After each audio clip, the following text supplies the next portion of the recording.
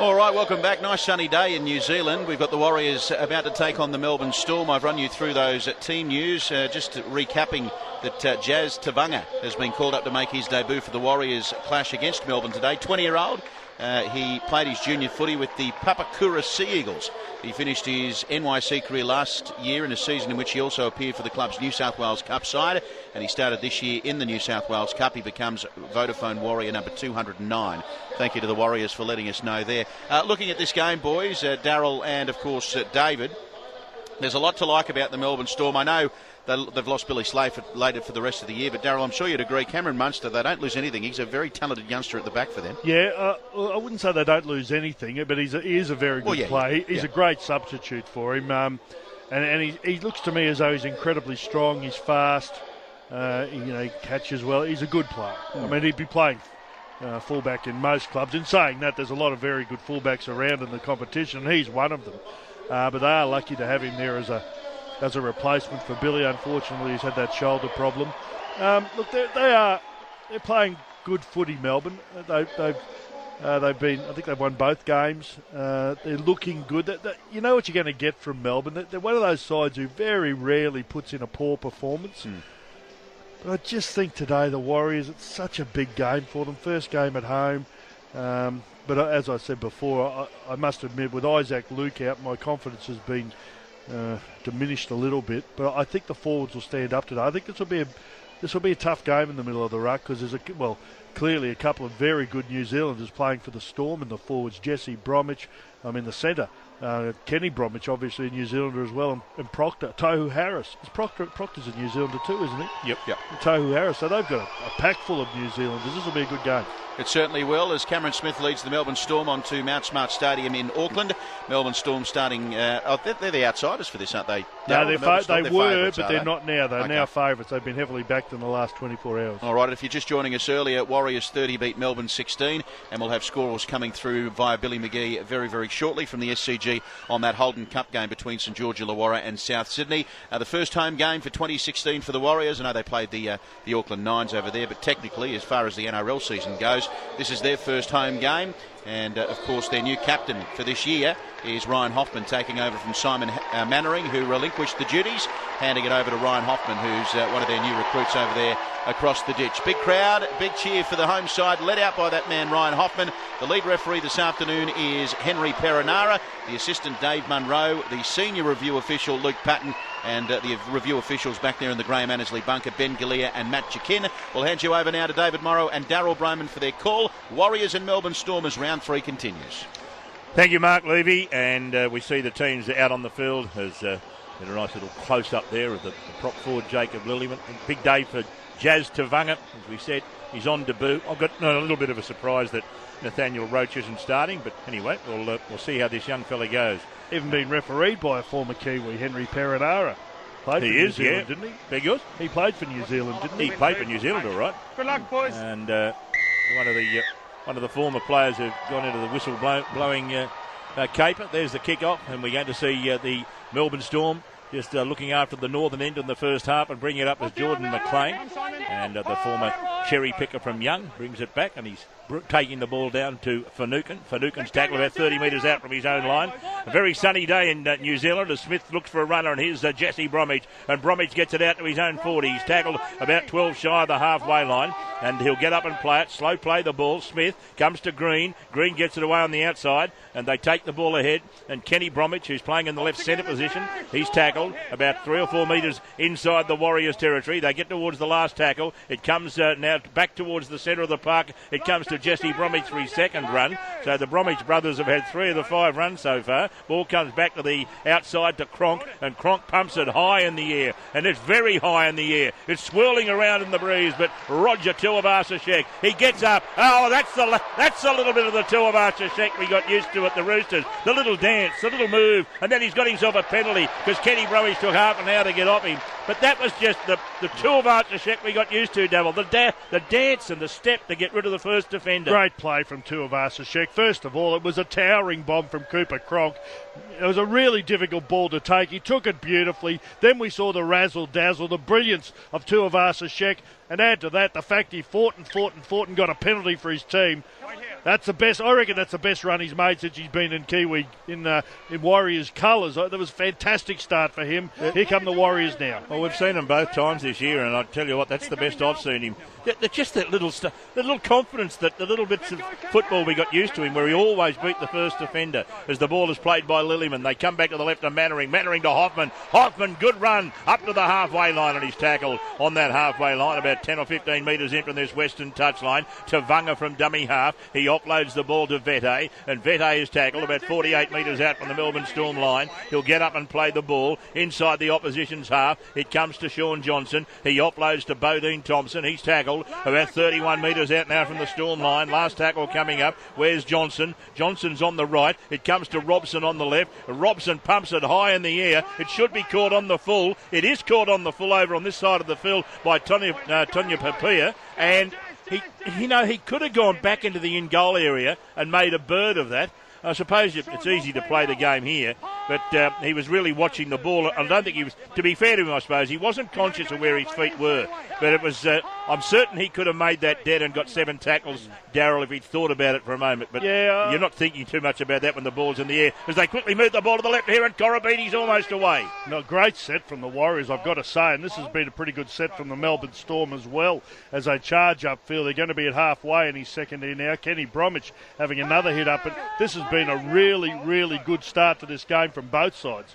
Ball comes to Cooper Cronk. Up goes another towering bomb. It's going to come down in no man's land. It's allowed to bounce by the Warriors, and it bounces back towards the Storm goal line. And who's there? Carter, who got upstream to make sure that if it did bounce that way, that he was going to get the ball. It didn't touch any Warrior behind him, and so he wasn't offside. And now the Warriors have got a great field positional here as they go to the left side. They're already up to the halfway, or just about through Mannering. He'll play the ball on tackle to 15 metres or so in from touch. He plays it to Tavanga. Tavanga to Hoffman on the left. Good run from Hoffman. Oh, he almost got a ball away. And if he slipped the pass to Qatar, it was shut the gate. Tavanga out of dummy half. Tell you what, he's looked promising, this kid. Yeah, they've started well with the ball in hand. They look good, the Warriors. It's as sharp as I've seen them this year. Now Johnson has it, and Johnson pumps it high in the air. That goes any higher, it'll bring rain. That is the perfect bomb. Absolutely pinpoint perfect. If you want to teach someone where to put a bomb, that was it. That ball came down on the goal line, or 2 blades of grass in the field of play, which meant that they couldn't take it on the full in the in-goal area, and he put it up so high, there was time there for his runners to get there to put some pressure on the fullback, but Munster took it well,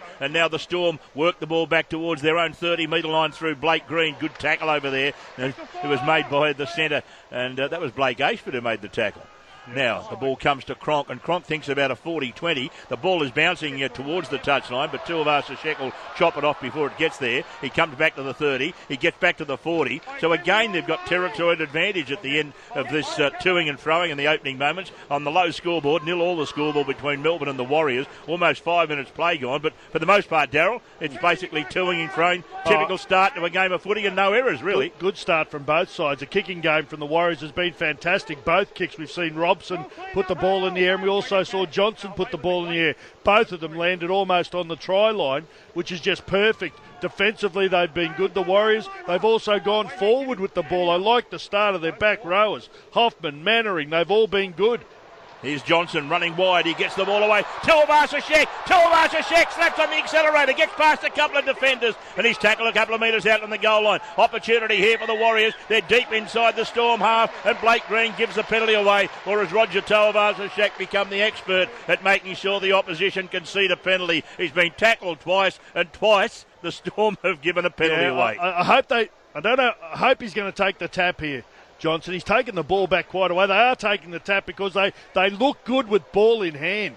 And Bodine Thompson takes it up. Low scoreboard. Warriors 0, Melbourne Storm 0. Almost 6 minutes gone. Ball comes out to the left of Vete. Vete charges ahead. I tell you what, there's some Storm players there. And at the last moment, he flicked the ball away to Tavanga. Tavanga gets it on to Lillyman. Lillyman's almost in. Good tackle. Proctor over the top and Cronk underneath. They'll play the ball close to the goal line. And Tavanga, a dummy half. He gets it away to Robson. Robson runs to the 10-metre line. He offloads to Mannering. And Captain Mannering is put down about 5 or 6 metres out from the goal line. Well, he's not the captain anymore, is he? he? Tavanga, second man play. Robson takes a difficult ball. Well, it almost got behind them. Great tackle from Proctor. One that had to be made, otherwise it's try time. Tavanga goes from dummy half. On Deboo. Is he going to emulate a couple of others that this weekend have started their NRL career with a try? Not this time. Ball goes back to the right. Away to Johnson. Johnson puts a grubber kick in. That looks as if it's going to be too deep. And in the end, it is too deep as Korobidi is thrown into the advertising hoardings behind the ground. Johnson not happy with it. Yes, well, he shouldn't be happy with himself either. There was a poor kick. He tried to put one of those kicks, a curving kick. He put too much on it. In the end, there ended up being a bit of a push here from one of the Warriors players, which was certainly unnecessary. Korobidi was just trying to get there. I think it was Bodine Thompson came in and gave him a shove. He went into the advertising stuff around the grounds, and I think they got this right. Penalty to the Storm, 10 metres out. Takes a bit of pressure off them, but as I said, good start to the game from both sides. I think it's been a really good game so far. I would have given him 10 in the bin because I reckon it's dangerous play, pushing a player into the advertising hoarding, because that's metal, that stuff. It could have hurt him badly. Let's go round the grounds, courtesy of paddysmarkets.com.au. Mark Levy. Yeah, just a bit of news, Darryl and David out of the St George Illawarra Dragons. They're telling us that Benji Marshall's been ruled out of this game this afternoon with a hamstring problem. I'm sure Billy McGee will be able to confirm that for us shortly, but Dragons have just put a call into us to tell us that Benji Marshall's a scratching with a hamstring problem. Well, he was in doubt, so that's just confirmed what a few people have been saying, but I wonder who they're going to play halfback.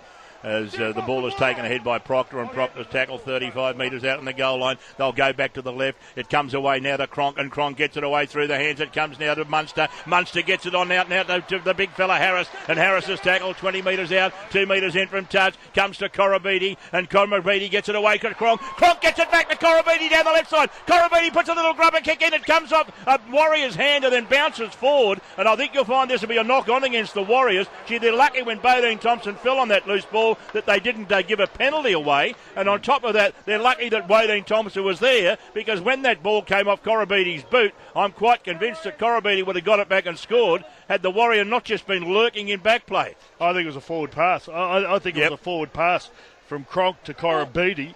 Why isn't that offside? Yeah, it looked offside to me, didn't it? Look, they're going to get the scrum feed here. Well, but probably not much different. He's ruled knock on, so he's seen that the Warrior player touched it, and Bodine Thompson's 3 metres upfield and fell on the loose ball. Yeah, my man Piggy's just sent me a note too. He reckons Josh McCrone will probably come in for Benji Marshall. Well, that'll be good. McCrone's quick, run straight. Ball taken ahead now by the Melbourne Storm, and Harris is taken, but by a group of players deemed by referee Henry Perinata to be offside, and so the Storm get a penalty now. 10 metres out on the goal line. Their chance to post the first points of the game. Low scoreboard, still 0-0 in this match between Melbourne and the Storm. Finucane is tackled close to the goal line. Another penalty here against Lillyman. I know he loves riding bulls, but he's not a bull. That's Finucane. He did ride him to the ground. He didn't give him much leeway to get up. I think the referee had no option but to penalise him. But Finucane was bucking like a bull. Well, there's been 5 penalties already. Haven't even gone 10 minutes. No, that's a shocking pass from Smith, but it's picked up on the bounce here by Harris. And as often happens when a ball bounces, the defence stood still, and just for a moment it looked as if he was going to get his arms free and put Korobidi in for another try. Now taking the ball up, another try this season. He hasn't scored today. McLean has tackled 5 metres out in the goal line. Smith goes to the left. He gets it away. Kenny Bromwich takes it close to the line. He's tackled about 5 metres out in the goal line. Almost 10 minutes gone. Low scoreboard, 0-0. Ball comes away to McLean. On it goes into Green. Green to Cronk. Cronk will play the front man, Proctor, and Proctor took a difficult ball well under pressure. 10 metres out in the goal line. They come back to the right. Quick hands to Chambers. Chambers gets a flick pass away to Tonya Pia. Really, it was a poor pass. I think it's been knocked down by the Warriors. I think it was knocked down, though, by the Warriors. Yep. But, they didn't really have to play it, because I don't think the right winger, Tonya Mapia, was ever going to catch that and score, because I don't think he had much. Well, he's virtually on the touchline. Knocked down by Wright, who's out there for the injured Vadovai. But, I suppose he didn't know. You would think Melbourne would score here shortly. They've had, I think, at least 2 sets of 6 right on the Warriors' line. The Warriors' defence at this stage has been good. Both sides playing good football here. Ball comes back to the left. We'll go to Billy McGee in just a moment. Ball comes away. Quick hands from Green away to Munster. Munster gets between a couple of defenders, but no one was backing him up. If someone had come on his inside shoulder, they score. Anyway, he didn't. Ball played 5 metres out in the goal line. Ball comes back to Green. Green offloads to McLean. I should say Jesse Bromwich. Bromwich takes it ahead. He's tackled about a metre out from the goal line. They're almost there. This time the Storm is going to be played to Smith. Smith will go back to the left. No, he doesn't. He turns, gives it back to Green on the right. He plays the front man, McLean. McLean's tackled. Couple of metres out. Great tackle from Robson round the legs. They go back to the left. Now the ball is pumped out wide. Not a good pass. Picked up out here. Picking it up as Chambers playing on the left for a moment. He tries to get his arms free. Can't do so. Both centres on the same side of the field for a moment anyway. As Chambers gets up and plays it to Harris. Harris throws the ball. It comes to Kenny Bromwich. He gives the ball away to his brother Jesse. Gets it back to Green. Green gets it on to Cronk. Cronk runs to the line. Offers it up to Munster. Munster tries to get around Carter. Also Robson comes in to help. Munster get away from them. Then they come again with the help of Lillyman. They put him down 8 metres out. Great defensive set at the moment from the Warriors, and the crowd love this. Last play for the Storm. Little grubber pick from Cronk, and flying through from nowhere. Someone has got underneath them all. I think it's Munster who's got the ball and scored the opening try. Someone's ducked behind the other side of the goalpost, and just as he flew through, the big bumper on the post, I'm not quite sure who it was who got there. Was it Munster or was it Green? No, I don't think it's Munster. I want to have a look at this again because obviously there's a few punters out there want to be on the first try score. Might be Kenny Bromwich here. I got a feeling it's Kenny Bromwich. You couldn't see who it was. Yeah. All you saw was the Storm jumper go the other side of the big bumper on the goalpost and a Warriors player. And the kick was brilliant. The kick was a great kick. Just brilliant. The ball sat up. There was great defence from the Warriors. They've been under incredible pressure for the last 5 minutes. But the kick from Cooper Cronk was absolutely brilliant. He had plenty of time there, Kenny Bromwich, to get there with both hands, caught it, put it down. Sean Johnson was desperately trying to get back there to knock it over the dead ball line, but it just sat up perfectly for Kenny Bromwich, who scores the first try. I've got to say, I feel a little bit for the Warriors. The effort's been there, but they do concede the first try just through the relentless Melbourne Storm. Their ability to get repeat sets is incredible. I suppose when you've got a kicker the calibre of Cooper Cronk and Cameron Smith, they're always going to put you under pressure, but they held on, but in the end it was the class of the Melbourne Storm got them over the line. Were you certain it was Kenny Bromwich when he scored? I'm pretty sure it's Kenny. Oh, I did. No, it's Kenny Bromwich who scored. Not when he scored. I didn't know who it was. All I saw was this flash of jumper. Here's Smith, converts the try. Low scoreboard, Melbourne 6. Lead the Warriors 0, 13.5 minutes gone as we go round the grounds for paddysmarkets.com.au. Billy McGee. 9 minutes until half-time in the Holden Cup. South Sydney 18, Dragons 6. It's amazing. We're in the interactive studio, but all I saw was a blur of white go between the goalpost pads and a Warriors player. I had no idea. It's hard to pick up. I mean, we only saw like a side-on view of him. Couldn't see the number. I couldn't even see the player. Yeah. I just knew it was a white jumper. What a kick, though. It was just a brilliant kick from the halfback. What a player he is, Cooper Cronk. Well, you know, when he first started up at halfback, I remember I raised my eyebrow. I said, what are they doing putting this kid at halfback? Well, you know, the funny thing is, as a kick-off is taken by Chambers and he gets past the first line of defence, that's a worrying sign for the Warriors because that was easy metres, and now they come down the right side again through Proctor, and he's quickly got back towards the halfway line. When they lost Matt Orford, I remember we interviewed Craig Bellamy. He said, Matt Orford's going. He said, it's all right, I've got a bloke who could fill his shoes. So Craig Bellamy had no doubts that Cooper Cronk was going to be the player that he finished up being. Super player. Ball comes back to the left, and it takes out talking of Bromwich. Here's Jesse Bromwich taking ahead. He almost scored there too in that lead up before that try as he backs into the defence, but he hits the defensive line. He'll get up and play it. Smith goes back to the left. It gets away to Green. Green gets it away to Kenny Bromwich. Good tackle there. Very good tackle indeed. And that was Tavanga. What a beautiful tackle. Smith comes back the open side on the last play. Blake Green puts a grubbing kick in. I reckon that'll have too much weight on it, and if it keeps going, it'll finish up somewhere in the sea. But see, you know, that try that they scored there, Melbourne, really did come off a really poor kick from Sean Johnson down the other end. They ended up getting the ball. They get 7 tackles, as the Warriors will here. I mean, it is a massive advantage. I love the rule change that they made, 2 years ago, where the ball goes dead, you get 7 tackles. I think it's a fantastic rule change and gives you a distinct advantage. Let's see if the Warriors can take advantage of it.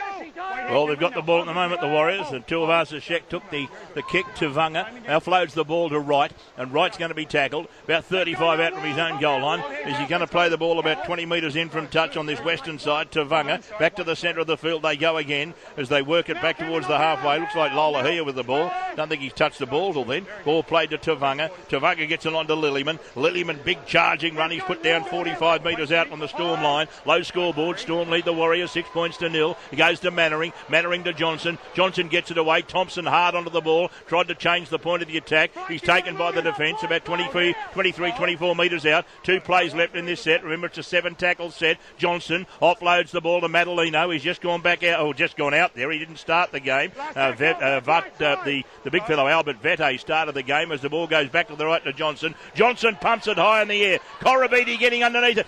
Munster comes from nowhere and plucks it out of the air of both the players competing for the ball, Ashford and Corabetti, and in doing so, because he was in the in-goal area when he left the ground and when he hit the ground, they get 7 tackles from the 20-metre line, the Melbourne Storm. Yeah, he's a good player, isn't he, Munster? He's shown that ever since he's played first. He's just dropped the ball here. Corabeatti's put it down. This gives the Warriors a chance. They spin it wide. They've got an overlap here. Here it goes to Qatar, and Qatar gets away. I tell you what, Cronk did well then to shut Qatar's space down, and he just couldn't get the ball to right quickly enough as Corabetti made that error. Ball comes to Hopman, away to Robson. Robson to Lillyman. Lillyman takes it back to the 20-metre line. Storms into the field. The Storm on the low scoreboard, leading by 6 points to 0. Warriors with the ball. Played to Tavanga. Tavanga gets it away to Madalino. Pass goes to Johnson. Long cut-out pass. A no-look pass that runs along the ground. It's picked up over there by Lola here. He throws a dummy. He gets away from one. He can't get away from the next wave of defence. He's tackled 15 metres out. Good tackle from Blake Green. Ashford. Away it comes then to Johnson.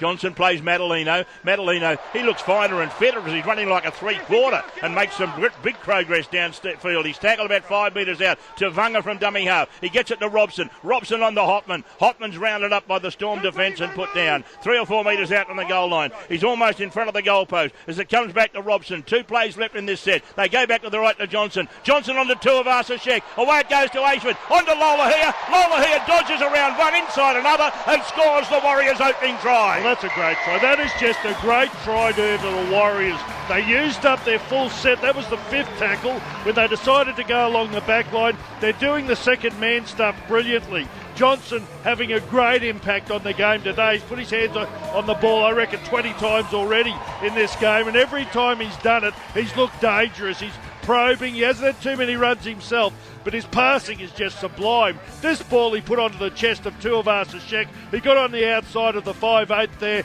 in Blake Green. That was the reason they scored. It was 3-on-3, but the ball from Johnson was beautiful. It gave Tuivasa-Sheck some speed and some space on the outside. Went to the centre and Ashford, who just gave it on the outside to Lola here, and he crashed over. Good response from the Warriors. 18.5 minutes gone, low scoreboard. Melbourne 6, Warriors 4. Warriors with the kick to come. And all of that basically came on the back of the Corabetti error, dropping the ball. It's a game of that, isn't it? You've got to capitalise on the opposition's errors. Absolutely. Well, that's what it's all about, though. I mean, if you watch any try in the game, it will come on the back of someone else's error from the opposition. This is a big kick here for Shaun Johnson. I think he's had a really good start to the game. He's copped a fair bit of criticism from the opening 2 weeks of the season. I actually thought he was all right last week, but he did cop a hell of a lot of criticism. Apparently he only had 1 run last week. Now, I'm not sure if he's actually taken the line on today, but he is going to the line and he is delivering some beautiful balls on the outside, giving Tuivasa-Sheck and the outside backs a bit of space. The worry is when late in the half when he takes the line and doesn't pass, because that's what he'll do. He's got the sharpest step in the game just about, and it's shut the gate when he goes through. Here he is from wide out on the eastern side of the field, 19 metres out from the line, kicks towards the post, it goes across the face of the post, no goal, and so almost 20 minutes gone in Auckland, and on the low scoreboard, Melbourne lead the Storm by 6 points to 4 as we go round the grounds, courtesy of paddysmarkets.com.au, and here's Billy McGee. Into the final minute of the Holden Cup, Souths 18, Dragons 6. And Lola here scoring the try. He was pretty happy with it too. I think he's wasted on the wing personally, but that's just my opinion. I think he's a really talented player, Lola here. I don't know if he'll be playing wing all his career. I think he'll find himself in the halves at some stage. I think he's got good hands, he's got good anticipation, vision, got a step. He's a good player. So here's the restart of the action. And Cameron Smith to get us underway. Kicks it deep down inside the Warriors' territory. He's going to be caught there by Robson. He offloads to Madalino. Does he look finer to you? Yeah, he does. He looks as if he's lost a bit of weight the last couple of weeks. Yeah, he does. I've always rated him, Madalino, but he's, you know what, in a funny sort of a way, he reminds me a bit of Sean Johnson insofar as he can drift in and out of games. When he's at his best, there's no better front rower in the game than him. It's amazing. We called him a couple of weeks ago, and I thought he was a bit solid, but he might be like a racehorse. Give him a couple of starts, and all of a sudden he finds his best form. Well, this is round that's 3. What used to happen with front rowers, mate, as you know. Yeah, it took a little while to warm up. It used to take me about 20 rounds. I'll get back to that in a second. As the ball, here he comes again. Big Madalino charging onto the ball, and like a bull, he gets the ball to the 40-metre line. Storm side of halfway. Ball comes to Johnson. Johnson, little kick over the top. The ball's going to linger just about 10 metres out on the Storm goal line. It was going to take a little bounce towards the sideline, which would have made it harder for Cameron Munster, but in the end he got the ball comfortably, and now Korobidi brings it back, and he's holding the ball very closely to his chest to make sure he doesn't make another error and give the Auckland Warriors another chance, or New Zealand Warriors another opportunity with the ball. It's a good game of football, David. Both sides. I know there's been a couple of errors, but not a lot. As we see Cooper Cronk, he's kicked from his 30-metre zone here. It won't find touch, but it's a big raking kick. Tuivasa-Sheck picks it up on his own 10. Yeah, well, he just didn't get the angle right. He had the distance for a 40-20, even though it was probably a 30-20. In fact, it could have been a 30-10 if he'd had the angle a little bit better. He'll get one. He's had two little pokes at it, Cooper Cronk. I think he's got his range right now. He knows what angle's needed. It's hard to see. It's just hard to see who's got the breeze at their back here, and if there is a breeze. Based on that kick, you would think Melbourne possibly have the breeze at their back here. You think so. The ball's going to be played on the halfway line to Tavunga. He gets a pass away to Madalino. Madalino again taking the ball into the hit line. He's taken there by McLean. There's another defender underneath that. Looked like Jesse Bromwich. Ball comes away. It comes away to Robson. Robson on the left side. Tuivasa-Sheck. He almost got on the outside of Cronk, but Cronk and Chambers come and put him down. He's tackled 35 metres out on the goal line. Played to Qatar. Qatar gets it on to Robson. Long cut-out ball goes to Johnson. Johnson under pressure on his own 40-metre line. Pumps it high in the air. If it goes any higher, oh, beautiful take, Korobidi. It went a long way up. There was a bit of pressure there. Korobidi came from the ball, and he ran straight into Madalino. Gee, that'd be tough, wouldn't it? A winger running into a prop forward built like that. But he did it well and saved his side quite a considerable amount of territory there, as they've quickly got the ball back towards the 40. And Jesse Bromwich still, look at those legs going. What a player he is. He's a good player. And he plays the ball back to the halfway. Can we claim him as a New South Wales? No, you can't. Because he's a Kiwi. Now, ball is knocked down here. Did they say 6 to go? Yes, they have. Yep. Ball. I'm only joking, of course, Darryl. Of course you can't have him. But he's Kiwi a wonderful international player. There was a set move, one of those moves where they go to the right, back to the dummy half, and then the old Billy Slater up the middle. Yeah, it was Munster, but they knocked it down here. They've now got the penalty here, the Storm. I'd imagine they'll kick for touch and try and put some more pressure on the Warriors here. But this has been, as I said numerous times, quality game of football. Both, you can just see the intent from the Warriors. They're a better outfit. This is the best they've played this year.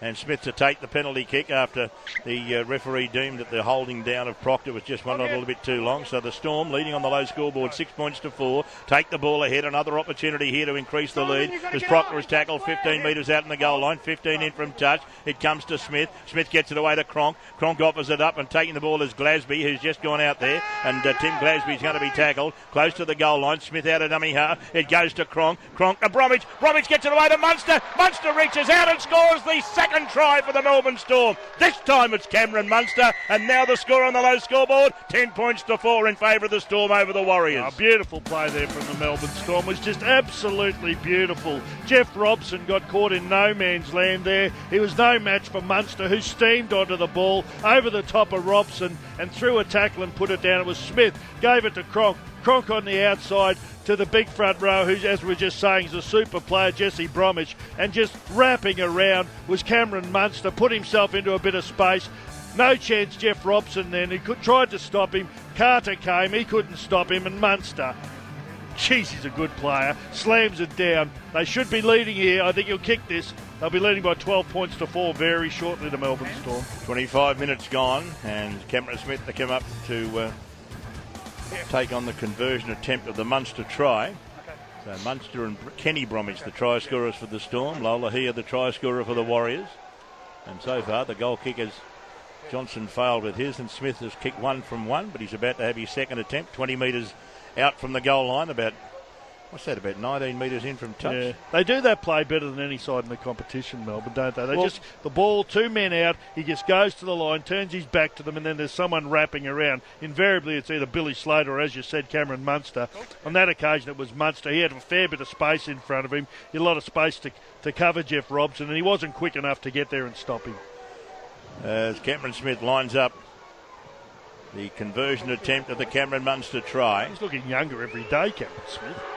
Moves in, there's the kick from Smith, looks good, it is good, it's 2 points, and all of a sudden the margin is 8 points, and on the low scoreboard, Melbourne lead the Warriors 12 points to 4, and that's after almost 26 minutes of play, as we go round the grounds courtesy of paddiesmarkets.com.au, and here's Billy McGee. Half-time in the Holden Cup, South Sydney 18, Dragons 6. And you know what? I've now worked out that Cameron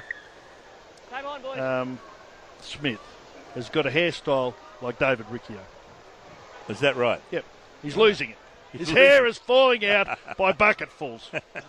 I think he's had a shave today. That's what makes him that look might younger. be what makes him look young, because he's normally got that. He's normally got that bit of stubble, or hasn't he? whatever it is. Yeah, he looks. He's quite handsome, actually. Actually, you were talking earlier about prop forwards taking a while to get fit. I remember years ago, a fellow told me that this big prop forward who played in the competition I was playing in at the time, he said, you know he's getting fit when you can see the muscles in his legs. It's a long season.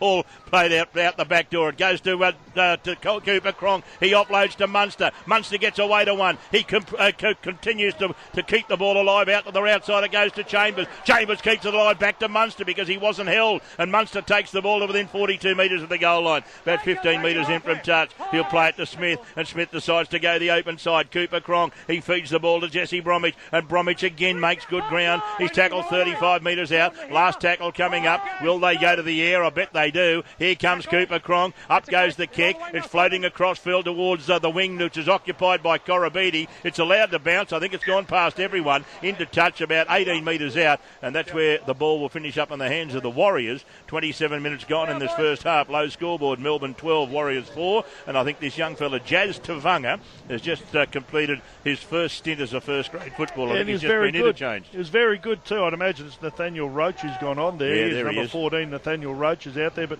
he had a nice little start to his career. Jazz Tavanga, he did very well there. They need to score here, the Warriors, just for confidence' sake. They're now pinned in their area. 27 and a half minutes gone in the first half. A little bit of the spark's gone out of their play. I'll tell you what they do need to address. They're getting Munster one-on-one with Jeff Robson. It happened again before, and Robson struggled with him. I don't know how they're going to fix the problem, but you don't want to see Munster one-on-one with Jeff Robson too often, otherwise there's going to be carnage. Well, that's the third penalty that the Storm has given away for holding down too long, and that's something that's a worry, because sooner or later the referees will say enough's enough. That's just going on with it too much, just stretching the elastic band as far as you can stretch it, which is what every team will try and do. Well, they're the best at it. Well, they are the best at it. But you were talking about these little things that the Storm put on, the moves. Yeah. But they practice and practice and practice. I mean, they train so much on that from early in the season, and all of the under-20s and all of the replacement players are all involved in those plays, so when they come into the Storm first-grade side, they know what is on and where they've got to be. Now, Nathaniel Roach goes for a gallop out of dummy half. The ball comes away to Madalino. Oh, gee, I tell you what, Johnson did wonderfully well to take a difficult ball, and he kept it alive to Mannering, who in turn got it away to Madalino. Madalino gets it back to Mannering. Mannering throws a horrible ball out the back door. Who's going to get there first? I think it's been knocked on by Hoffman. It has. Hoffman and Cronk went for the ball together. Hoffman was a bit unlucky there as he dived on the loose ball, so Cronk was diving with him and he just couldn't control it, and the former teammates come together. I think there was a little affectionate pat on the backside for each of them. They played a lot of football together, and that was just a bad that was almost a panic pass from mine, Darryl, trying to keep the movement alive when they still had tackles left in the set. It was terrible play. It was only, I think, the second or third tackle, and they look like likely to make a break there, Hoffman and Mannering, and I think Mannering just threw the ball out the back. It went to nobody. Hoffman tried to clean it up, and unfortunately for the Warriors, knocked it on, and as he was trying to get to the ball, that's just a bad mistake, and those sort of mistakes cost this side and cost them dearly. Tell you what, there was something there, another lesson for kids. What about the enthusiasm? Cooper Cronk, he couldn't chase any harder to try and get on that loose ball. They do the little things better than any club. The champions do it too, don't they, Darryl? Yep. The champions know what that little turnover makes a huge difference. It could change the game. At 12 points to 4, they're in front. If they score another try here, that's a forward pass. It surely looked forward.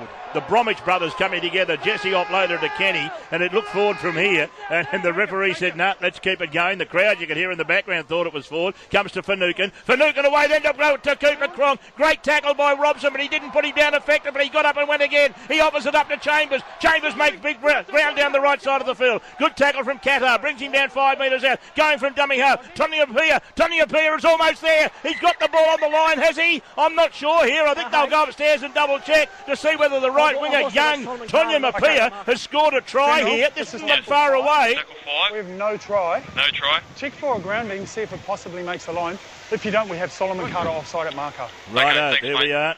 So there we are. We're going, for courtesy of Coates Hire, we're going on to the Graham Annesley bunker to determine whether the winger, Tonya Mapia, has actually got the ball onto the line. I thought there was a hint he may have, but then if he hasn't, it'll be a penalty to the Storm, as we know, because Carter is deemed by the referee, Henry Perinara, to be offside at marker. Well, Ryan Hoffman came in there and Nathaniel Roach late. Now, I would doubt he's got this to the line. It's hard to tell on any of the screens here. We've got 4 screens here, 4 screens in the bunker, and to be honest, none of them show you. You can't see the ball in any of them. See that one there? Just roll this one back. Okay, let's have a look on the top left. So those people watching let's roll this one back. If you're watching at home at all, the top left screen, just see where the ball is. This is what I saw when they went to ground. See where the ball is now? It's on the line. I reckon it's on the line. Yeah. I reckon the ball is on the line in that shot. Darryl, that's what I thought I saw when he went to the line. I think you're absolutely right, David. You can see it there now. That ball is on the line. I think they will award a try here. They'll overturn what the referee's saying here. Let's have a listen. Ryan. No try.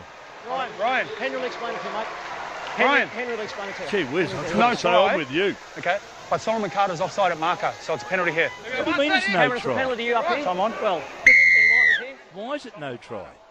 Cameron in line with me. Is he saying he's lost the ball? No, I think he's saying he didn't get the ball What are you to doing, the Cameron? line. Well, that shot there clearly showed the ball on the line. I agree with you. That is. I can't believe that. The ball was clearly on the line. You can take it back. I can only think that, I don't know, I'd love to get Cameron the Smith's explanation kicking for that. back. He's kicked back Anyway. 10 metres. I don't know why he just didn't take the tap 10 metres out. Well, they're going to have the... They've got another set of 6 here. They might score in this and it'll make no difference. But, gee, I'd love to get an explanation from the bunker why that wasn't a try. Well, Dave, this is vital here now. We've had 31 and a half minutes gone here. They're leading by 12 points to 4, the Melbourne Storm. If the Warriors hope to win this game, they must hold on here. Glasby takes it ahead, and he's going to be tackled about 5 metres out on the goal line. He'll play the ball to Smith, and Smith goes back to the left, and he throws a pass out. It goes then to Green. Green for the line. Oh, good tackle. Oh, did he get there? No, he's held up. Bodine Thompson was the defender.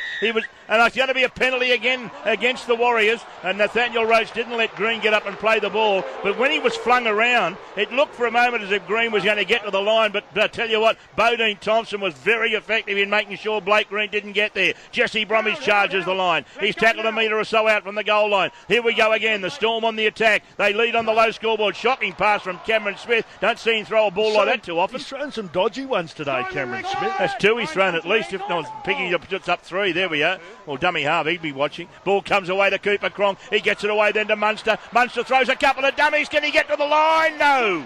This time he's tackled 2 blades of grass out from scoring a double. They're going to play the ball on the goal line as Chambers offers the ball up. It comes to Smith. Smith to Cronk. Cronk gets it away then to Green. Green gets it on then to Kenny Bromwich. And Kenny Bromwich is tackled about 5 metres out in the goal line. He gets up to play the ball. It comes then way through the hands. It goes to Green. Green puts a grubber kick in. The ball's high in the air. It's loose. And then it comes back to the replacement hook and Nathaniel Roach. And what are we going to see here? It's a penalty.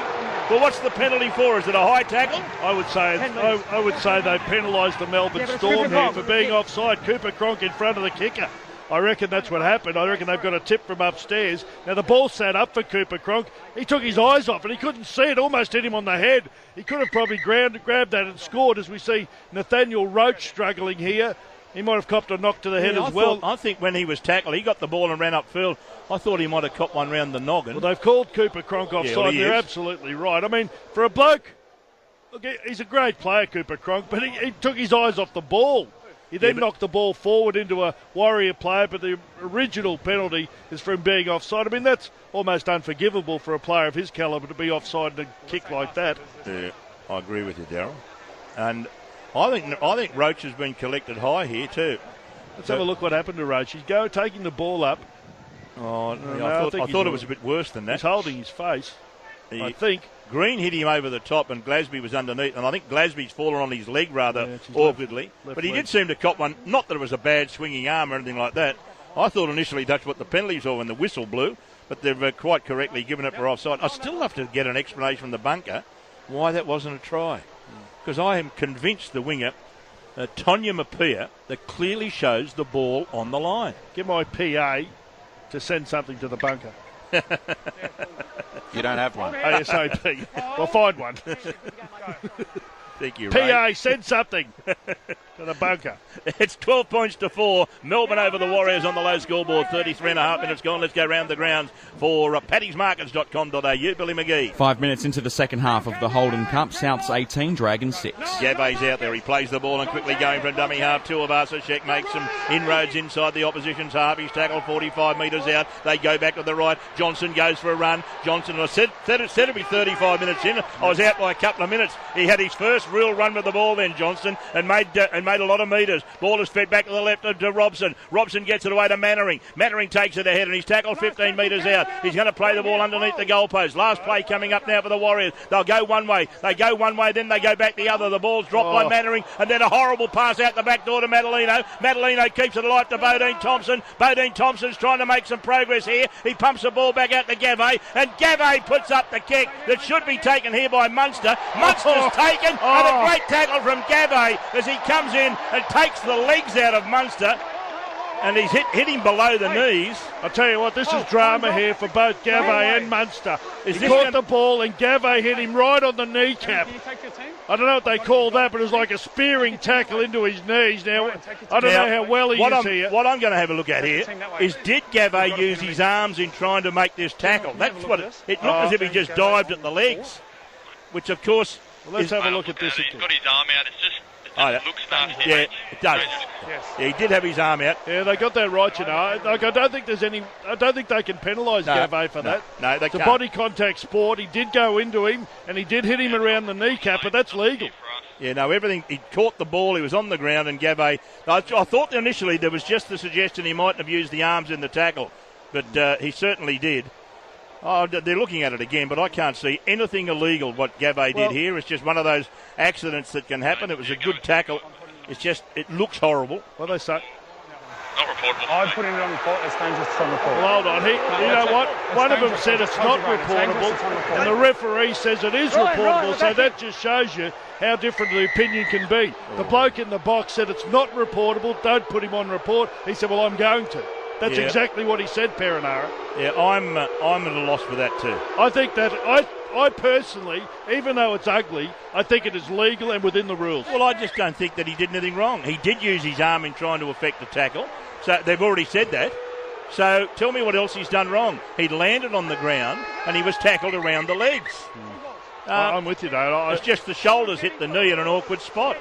Well, he smashed him, but instead of smashing him around the chest like they do sometimes when they're catching bombs, he smashed him around the knees, and that is absolutely legal in my opinion. Couple of perplexing decisions today, and I'm I'm actually dumbfounded by both of them. Anyway, the Storm have got the advantage here where they missed out before. They've got the ball. Glasby takes the head. Maybe they've had another look at that try before and realised they made an error. I hope Munster's all right. I imagine. So do I. Ball played to Finucane. Finucane gets it away, and they play that little inside-out play. Here's Munster charging onto the ball. I'll tell you what, he did pull up pretty quickly there, Munster, when he tried to put some speed on. Yeah, well, he's got half-time coming up. That'll help. There's Cooper Cronk. Plays the front man, Kenny Bromwich. That looked very close to being forward as well, and Bromwich almost got through. Played to Smith. Smith keeps it going, and they puts a little grubber kick in, and getting back there is Tuivasa-Sheck. There's 1, 2, 3 Storm players there, and play will resume with a line drop out from underneath the Warriors post, and we've had 35, 36 minutes of play, and here on the low scoreboard, Melbourne lead the Warriors 12 points to 4,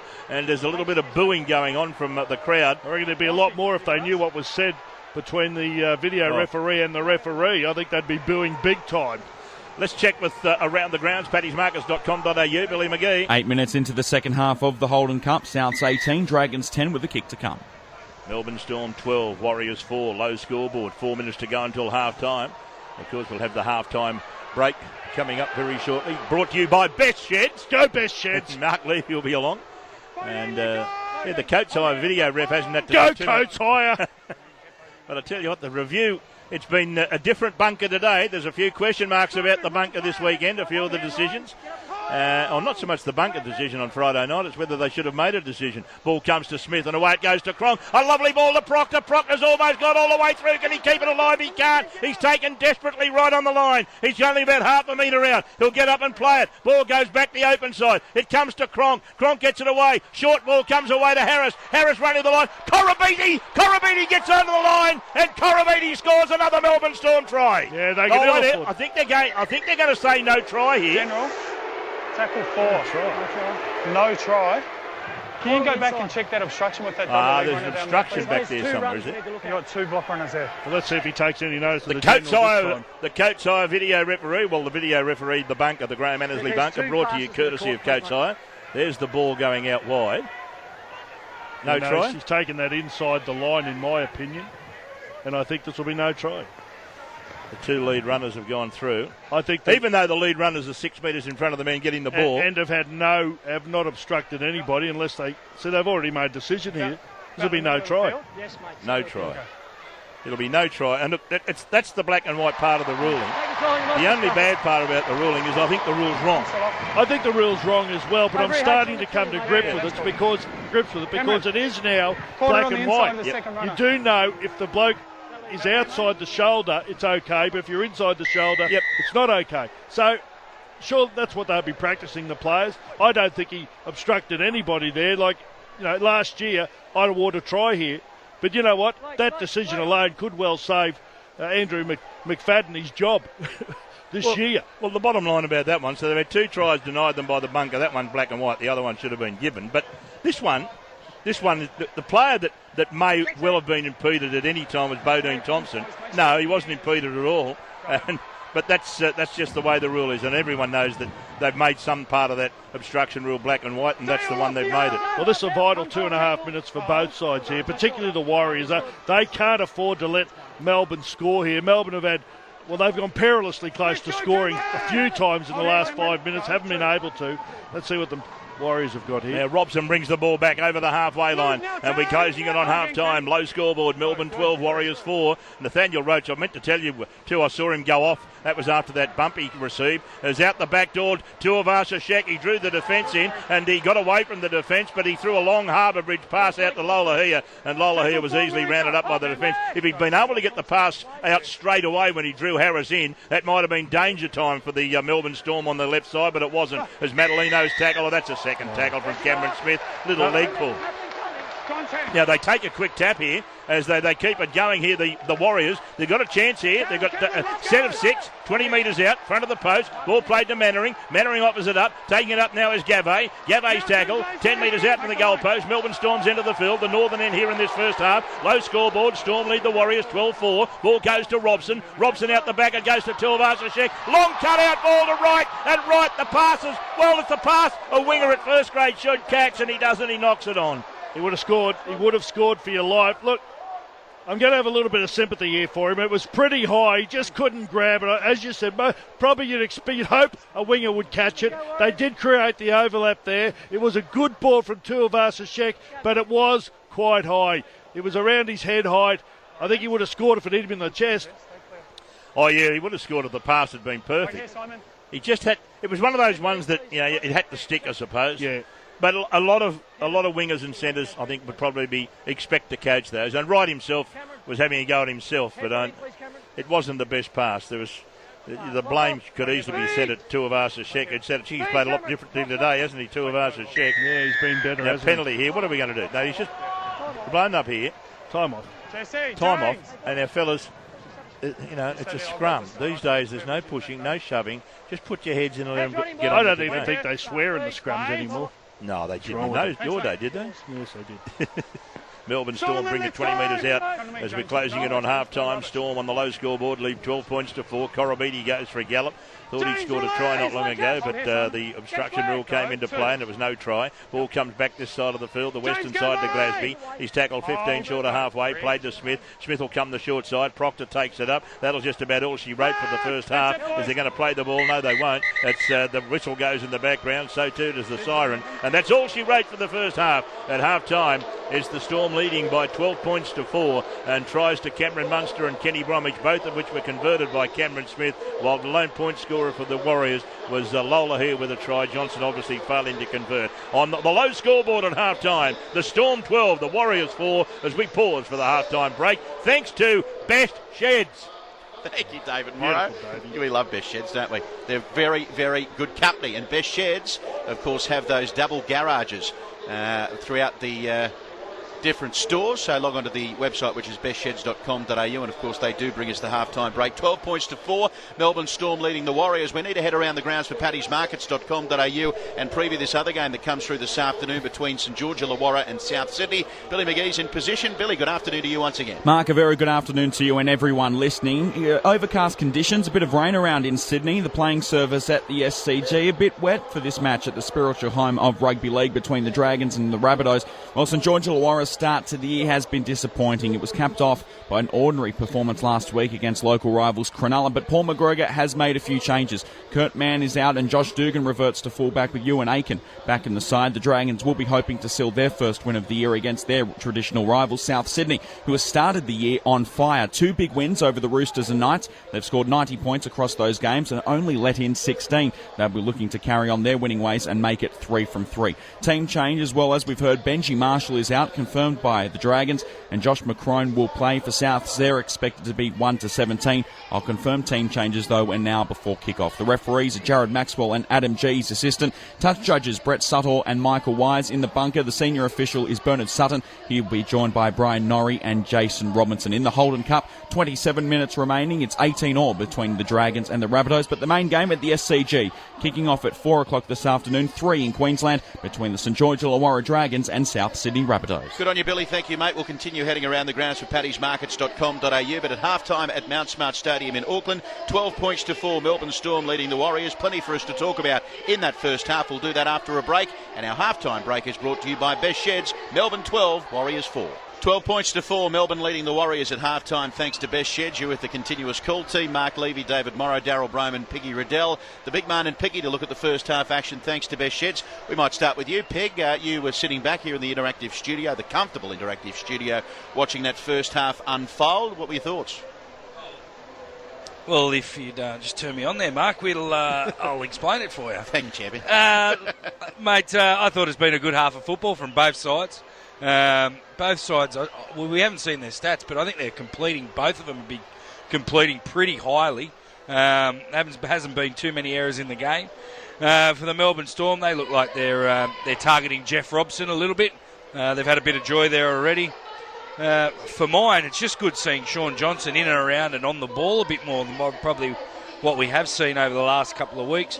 By no means are the New Zealand side out of this game. They're right in it. I was just saying to Daryl off air, it's good to see. There's a lot of energy in their side this afternoon.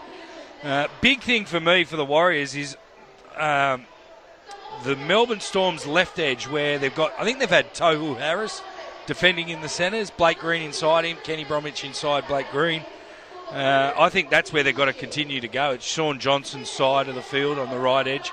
They just look to have a lot of joy there with Tuivasa-Sheck out the back of those block plays. So I'd be continuing to attack that side of the field. 12 points to 4, Melbourne leading the Warriors at half-time thanks to Best Sheds. Daryl, as Piggy says, the Warriors are still well and truly in this game of football up against the Melbourne Storm. No Billy Slater. Cameron Munster, thankfully he's okay after copping what looked to be a bit of a cannonball type tackle, but I don't think James Gavot's got anything to worry about. He was put on report despite Luke Patton back in the bunker saying it wasn't a reportable offence. How did you see the first 40? I don't think there's too much in it either. Look, the Storm are just relentless. They just keep coming at you, throwing the same plays at you. They kick very well. They're good defensively. So you've really got to be on your game to beat the Melbourne Storm. And I think New Zealand are on their game. In saying that, they're on their game, with a bit of rust there. They've got a lot of new players there, and they are finding their way. but I think it's the best they played in that opening 40 minutes. I think the big talking point out of the first half would be that tackle that we're all talking about there, and the disagreement between the general Patton and also the referee, Henry Perinara. Now, both of them looked at it. Patton basically said, no, it's not a reportable offence, there's nothing wrong with that tackle. And Perinara disagreed and said, well, I'm going to penalise and put on report. I don't know what did he see in the tackle? Well, look, when I first looked at it, I thought it was a cannonball, and I thought it's not in the spirit of the game. In a lot of ways, like you got a bloke isolated, but at the end of the day, it is a body contact sport. Yeah. He hit him around the legs. It wasn't as if he hit him in the head. He hit him around the legs, and it looked like a cannonball tackle. He did. I've got no doubt he was trying to hit him around the knees, and he did. Yeah. But I think it's legal. I've got no problem with it. I don't understand why Perinara would have disagreed with Luke Patton or ignored what Luke Patton was saying in the bunker when he's got all those screens.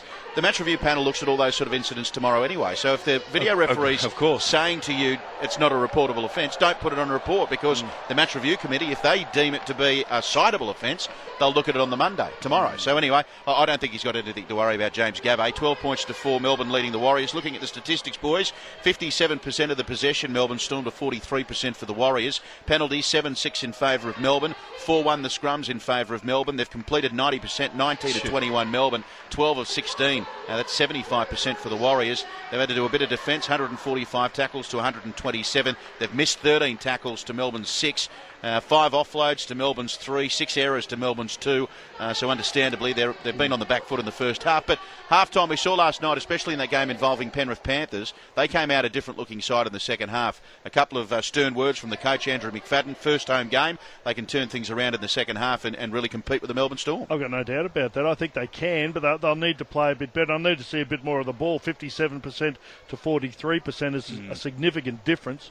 And they're not the sort of side, they can get a bit tired from time to time. I think the other interesting stat is the fact there's been 13 penalties in the first half.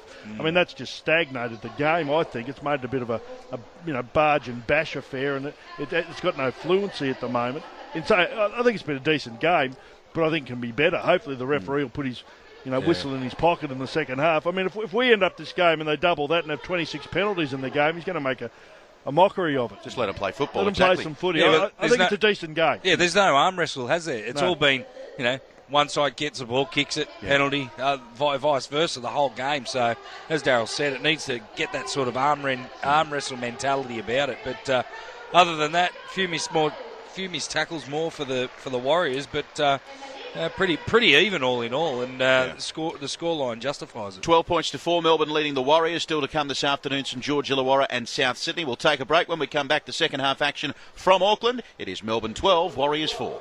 Waiting on the two teams to come out for the second half at Mount Smart Stadium in Auckland. It's Melbourne 12 leading the Warriors 4. Tries in the first half to Kenny Bromwich and Cameron Munster for the Melbourne Storm. Cameron Smith kicking 2 from 2. Tui Lolohea scored the try in the 18th minute for the Warriors. Sean Johnson missing the conversion attempt. 12 points to 4, Melbourne leading the Warriors. Following this game, we'll have score updates through Billy McGee on that game between St George Illawarra and South Sydney at the Sydney Cricket Ground, and that'll be a huge thrill. It's just a shame, Darryl, just looking out the window here over Blackwattle Bay at Pyrmont, where our interactive studio is located, we're getting a bit of rain, and we're not too far away from the SCG, so let's hope they don't get too much rain at the SCG for what should be a fantastic afternoon of footy. Oh, absolutely, and two of the great sides. There's a great rivalry between these two sides. Dragons desperately looking for a win, and South's looking to continue their fantastic form they started the season with. They put two sides away very easily, put the Roosters and the Knights away basically at half-time of both games, so the Dragons will need to be on their mettle right from the start. But as you said, as we look out here, there is a bit of rain about, so hopefully they don't get too much of it at the SCG. And just recapping the news that Billy brought us, and David and I mentioned earlier in the first half, no Benji Marshall for the Dragons today. If you're heading out to the SCG, no Benji Marshall. He's been ruled out with a hamstring injury, and he was just interviewed on Fox Sports, I noticed. He says it's not too serious, just saying he felt a bit of a twinge in the hamstring during the week, so they've decided to rule him out and not risk him moving forward. So we'll be able to confirm the team news shortly once that's made official, but we have been told by the Dragons that Benji Marshall won't be playing this afternoon against the South Sydney Rabbitohs, and saw some pictures through too. The playing surface looking immaculate, and the SCG, one of the great grounds, and so much history. All those premierships, including the 1966 premiership that went the way of the Dragons, and they'll be celebrating that this afternoon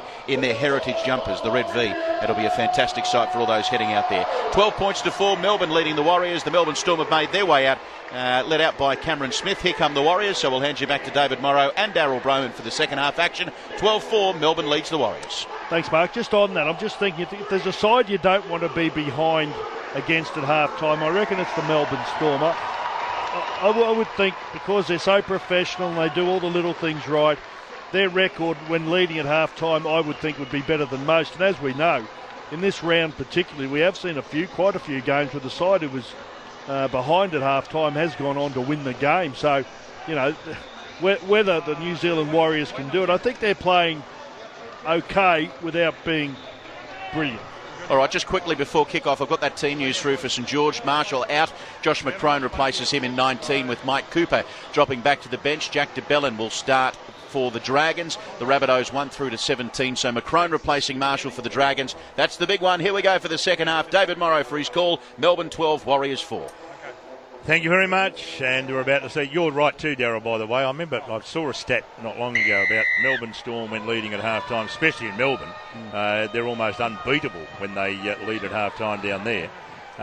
And basically overall, I think they have got the best record of leading at half-time. They've got it all to do here, the Warriors. If they want to stay, you know, we'll get a win on the board this year, they need to play perfect football this half.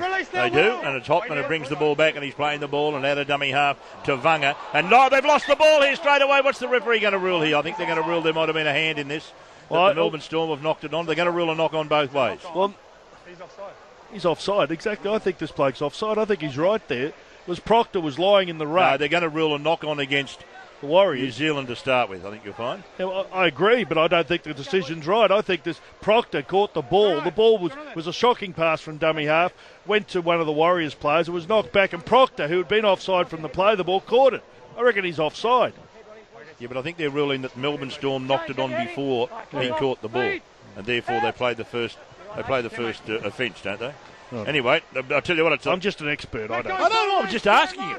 I'm asking, will you be an expert? I would have penalised him for being offside. Well, the Storm have got a lucky break then, because they've got the ball on the back of that error by the New Zealand Warriors, and they're going to play it 12 metres out on the goalpost, almost in centre field. Can they extend their lead here? Melbourne on the low scoreboard, lead 12 points to 4. Smith comes back to the left, Finucane, and Finucane takes it ahead, and he's still going, and he's tackled only about 3 or 4 metres out on the goalpost. Great opportunity here for the Storm. They'll go back to the right. Smith plays the front man, and they go in headlong into the defensive line. Looks like Glasby, and that's because it is. He's going to play the ball right next to the goal line. He sends it away to Jesse Bromwich. Jesse Bromwich 1-on-1, can't do anything with it. Then he gets the ball away. One arm out, it goes down to Cronk. Cronk to Munster. Munster's picked up and taken in a tackle. Gee, that went over the horizontal. The referee perhaps has given the defence the benefit of the doubt there. Cronk with the crossfield bomb. What can Corabetti do here? Nothing. In fact, in the end, Lolohare and Corabetti were almost having a pushing and shoving match, and in the end the ball went over their heads, bounced once into touch, and the Warriors will get a scrum feed 10 metres out from the Warriors line and 20 metres in from the western touchline. I don't know if the Storm would be all that happy with that set of 6. There was a lot of mispassing, and even the kick from Cooper Cronk on the end of it is normally pinpoint accurate, but that just sort of skewed off his boot a little bit and just went into touch without anyone touching it. I mean, they're not perfect today, the Melbourne Storm. I think they're there to be tested at least, but the Warriors need to find some form. There's the bringing it up as Lolohare, and Lolohare is going to be playing at about 8 metres out from his own goalpost. The interesting thing in all that, they got Jesse Bromwich 1-on-1 with the one defender, but the pass took half an hour to get to him. Normally, Cameron Smith finds that man directly. And Jesse Bromwich, well, 1-on-1, no one's going to stop him 1-on-1 that close to the line. Just didn't happen for him. Talking about blokes 1-on-1 are hard to stop. Madalino's one, but there were 3 there to stop him. Ball comes to Gavay. Gavay works it. Oh, Gavay's lost the ball here. What are we going to do? In fact, it's picked up by Blake Green. Green charging downfield. The referee says play on. So that's 2 errors by the Warriors in the opening moments of this second half. Twice they've had the ball. Twice they've lost it. And now we're going to see the Melbourne Storm have another opportunity now. Bodine Thompson just stood on Blake Green's arm as he got off him. him, and Green is playing to the referee. What about that? Well, that's grubby football, if that's the case. That's stupid stuff. 43 minutes gone. Melbourne lead 12 points to 4 on the low scoreboard. Green, opposite up to Glasby. Glasby almost all the way through. He's only just taken. Dodine Thompson was underneath, and Tavanga went horribly close. And now going for the line, Jesse Bromwich loses the ball. It's going to be a knock on both ways, says the referee. So what a sloppy start from both sides. Melbourne have put a couple down. The Warriors have put 3 down, I think, in the opening 4 minutes of the second half. Here, they're saying 3 errors. I think it's been more than that. The ball from Cameron Smith was fine, but Bromwich has dropped it. They've ruled he's knocked it on, so here's an opportunity for the Warriors to, the pressure valve has been released. They need to control this, and they need to get a decent kick in at the end of this set of 6 if they can get through it. Well, that could have almost been ruled a strip too, Darryl. There was a hand on the ball when Bromwich lost it. Anyway, it was good refereeing, because I don't think he had control of it. I think he was trying to get his arm free to pass the ball up the line. And as a result, he didn't have control of the football. Tuivasa-Sheck plays the ball. It goes away then to Hoffman. Hoffman works it back to the 40. There's 10 metres in from that eastern touchline. They haven't had possession inside the opposition's half yet in this second half. 5 minutes gone. A low scoreboard. Still that scoreline at half-time. Melbourne 12, Warriors 4. Ball being played by the Warriors on the halfway line. Gavay tried to get up and play it quickly. And in doing so, again, the Melbourne Storm have conceded a possession. Conceded a penalty. Now, that's the 4th time I can think of that they've given a penalty away for the same offence, holding down. Oh, Bellamy, you can imagine. I'd love to see the camera pan across to see what he's saying at the moment, but he'd be filthy with that because it was late in the tackle count. It was James Gavay who took the ball forward. I'll tell you what about James Gavay. There's always something happening whether he's either got the ball or hasn't got the ball. And I'm not saying it's all good, but there's just something about him that attracts attention. Probably his hair.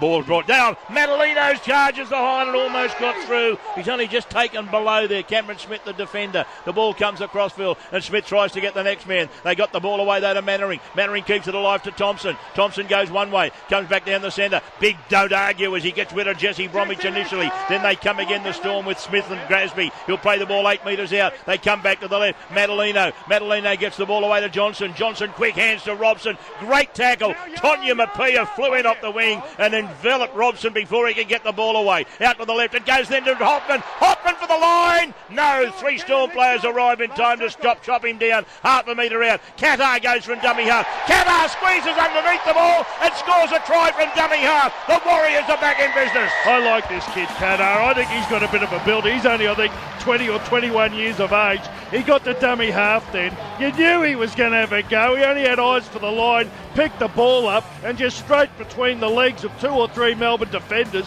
and plants the ball down. He's a pocket battleship, that little bloke. I like him. I mean, they had a 3-on-2 here and Hoffman probably did the right thing because they were running out of space. He had plenty of defenders in front of him here, Qatar. Just straight through the legs of Proctor and scored. It's a good try for the Warriors and exactly what they needed. So, on the low scoreboard, it's now 12 points to 8 in favour of Melbourne over the Warriors. 47 minutes gone, kick and goal to come. And how important is the try decision against Tonya Mapia looking at the moment? Still, that came on the back of a penalty. That's the thing that won't please Bellamy, is the fact that that was on the back of a penalty. And late in the tackle camp too. It's just, that's not Melbourne like. They're very professional. They don't do that. It wasn't Melbourne like at the other end. No. I mean, as you said, they went to the line. Normally the one thing about Melbourne, when inside the opposition's 10 metres line, they're deadly. But that's twice now we've seen in this half that they've almost looked as if they were like a rudderless ship, weren't sure where they were going. Johnson, opportunity to just make it 2 points the difference as we approach the 50-minute mark of the game. He's over on the eastern side of the field. There's that lean that he puts up. His characteristic before he kicks is to lean a bit to the right. I think he got good biceps. Yeah, they're good. Got tats on them now. Here comes the kick. There's the kick from Johnson. It starts out to the right of the uprights. It's not going to swing back. And so that's 2 misses. And that's the difference between the teams at the moment. The 2 Melbourne tries have been converted by Smith. Warriors have scored 2 tries, neither of which have been converted. And so on the low scoreboard, Melbourne 12 lead the Warriors 8. And we've had 48 minutes of play as we go round the grounds, courtesy of paddysmarkets.com.au. Billy McGee. 4 minutes until full time in the Holden Cup. Souths 24, Dragons 22. Gee, that was ordinary defence on the line. Really ordinary defence. I mean, if you're marking up and a player plays the ball about half a metre out from the line, you've really got to be on your game. And And unfortunately for the Melbourne Storm there, Tohu Harris was standing almost upright. He just went straight through his legs, Carter. Here he gets it from the kickoff and charges back into the fray. Carter's going to play the ball about 28 metres out from his own line. Gee, they've almost conceded another penalty there. The Storm has taken it up as Gabba. He's hit with a solid tackle around the ribcage.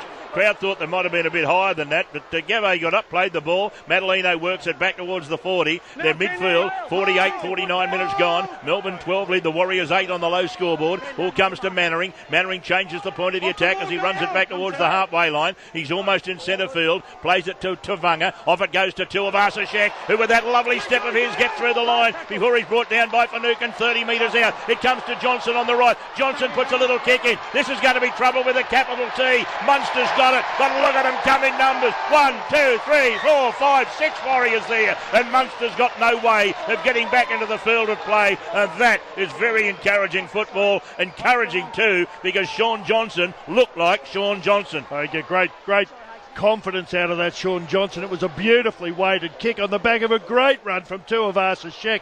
He seems to be doing most of his work in the middle of the ruck today, Tuivasa-Sheck, just hanging around the middle there. The kick from Johnson was a beauty, went into the in-goal area. Munster picked it up. He was swarmed upon by a million Warriors players. Couldn't get it out. It's a short drop out and they're going to get it. Oh, they had it and knocked it on. They had it and knocked it on here. They had it and knocked it on the Melbourne Storm. The attempted short dropout. Having a look at it, I reckon. That way, you take the scrum. What are they going to look at here? I think they're looking at who knocked the ball on. I reckon they'll look while they can at the scrum.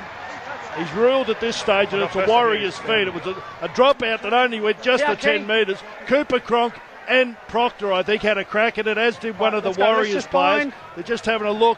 I think it's come off Proctor. I think I've got it right here. I thought Proctor knocked it into the young Jazz Tavanga, and then Cooper Cronk fell on it. But they mucked that up themselves. Proctor and Cronk, surely there's a designated man to go for that ball, and the kick from Smith wasn't bad. But, lovely tackle, lovely pass from Tuivasa-Sheck. As he got the ball, he was ironed out by Korobidi, blindsided in some ways, but he got the pass to Lolohea that he in turn was tackled 10 metres out. Good football from both sides there for a second. As it comes to Mannering on the wraparound to Johnson. Johnson floats it out wide to Hopman, and that is hospital pass number 3. I tell you, that Ward 15 written all over it. Chambers came in and basically claimed Hopman. The total instant he touched the ball, Qatar goes for a run. He's brought down 19 metres out. They're going backwards at the moment, the Warriors. Ball comes out to Madalino. Madalino away to Johnson. That's a shocking pass that comes off a Warriors' feet and into the hands of Tohu Harris. Some of the passes they're throwing here, the Warriors, they're not even looking. I mean, they obviously practice it, all the time. But on that occasion, there was a Madalino just threw the ball and it went nowhere. Picked up by the Melbourne Storm. They're out of jail here, the Storm.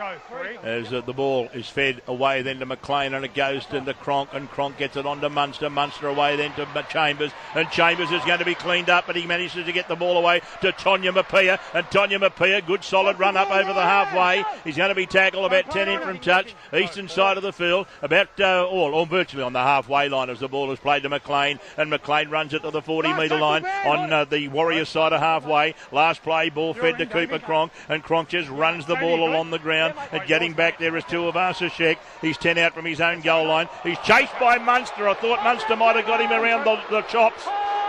He's going to get up Tuivasa-Sheck. I think he thought of laying down there. They may have got the penalty, but they're loath to give it this time, as we see John O'Wright have a run from the wing. I think they're loath sometimes too, because I think some of the video referees have said, well, unless we really think it's a bad one, we're not going to give you the penalty. And sooner or later, someone's going to be pinged for diving like they do in soccer. It's a good idea. Ball played by Qatar.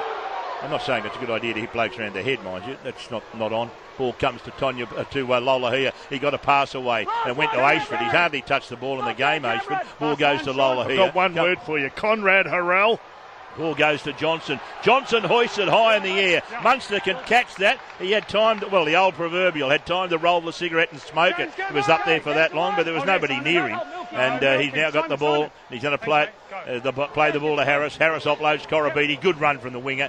He got that ball flat out and took it 10 metres before he got to the defensive line, as the defensive line was lining up to have a go at him. Tonya Mapia takes it back to within 12 of the halfway line. Low scoreboard, Melbourne 12, Warriors 4. Ball comes to McLean. McLean takes it ahead. He's going to be tackled almost at the halfway line in the centre of the park. Into dummy half is Smith. Smith gets it away to the right. It comes to Cronk. Cronk runs the line, gets it on to Munster. Munster in turn away then to Chambers. Chambers again.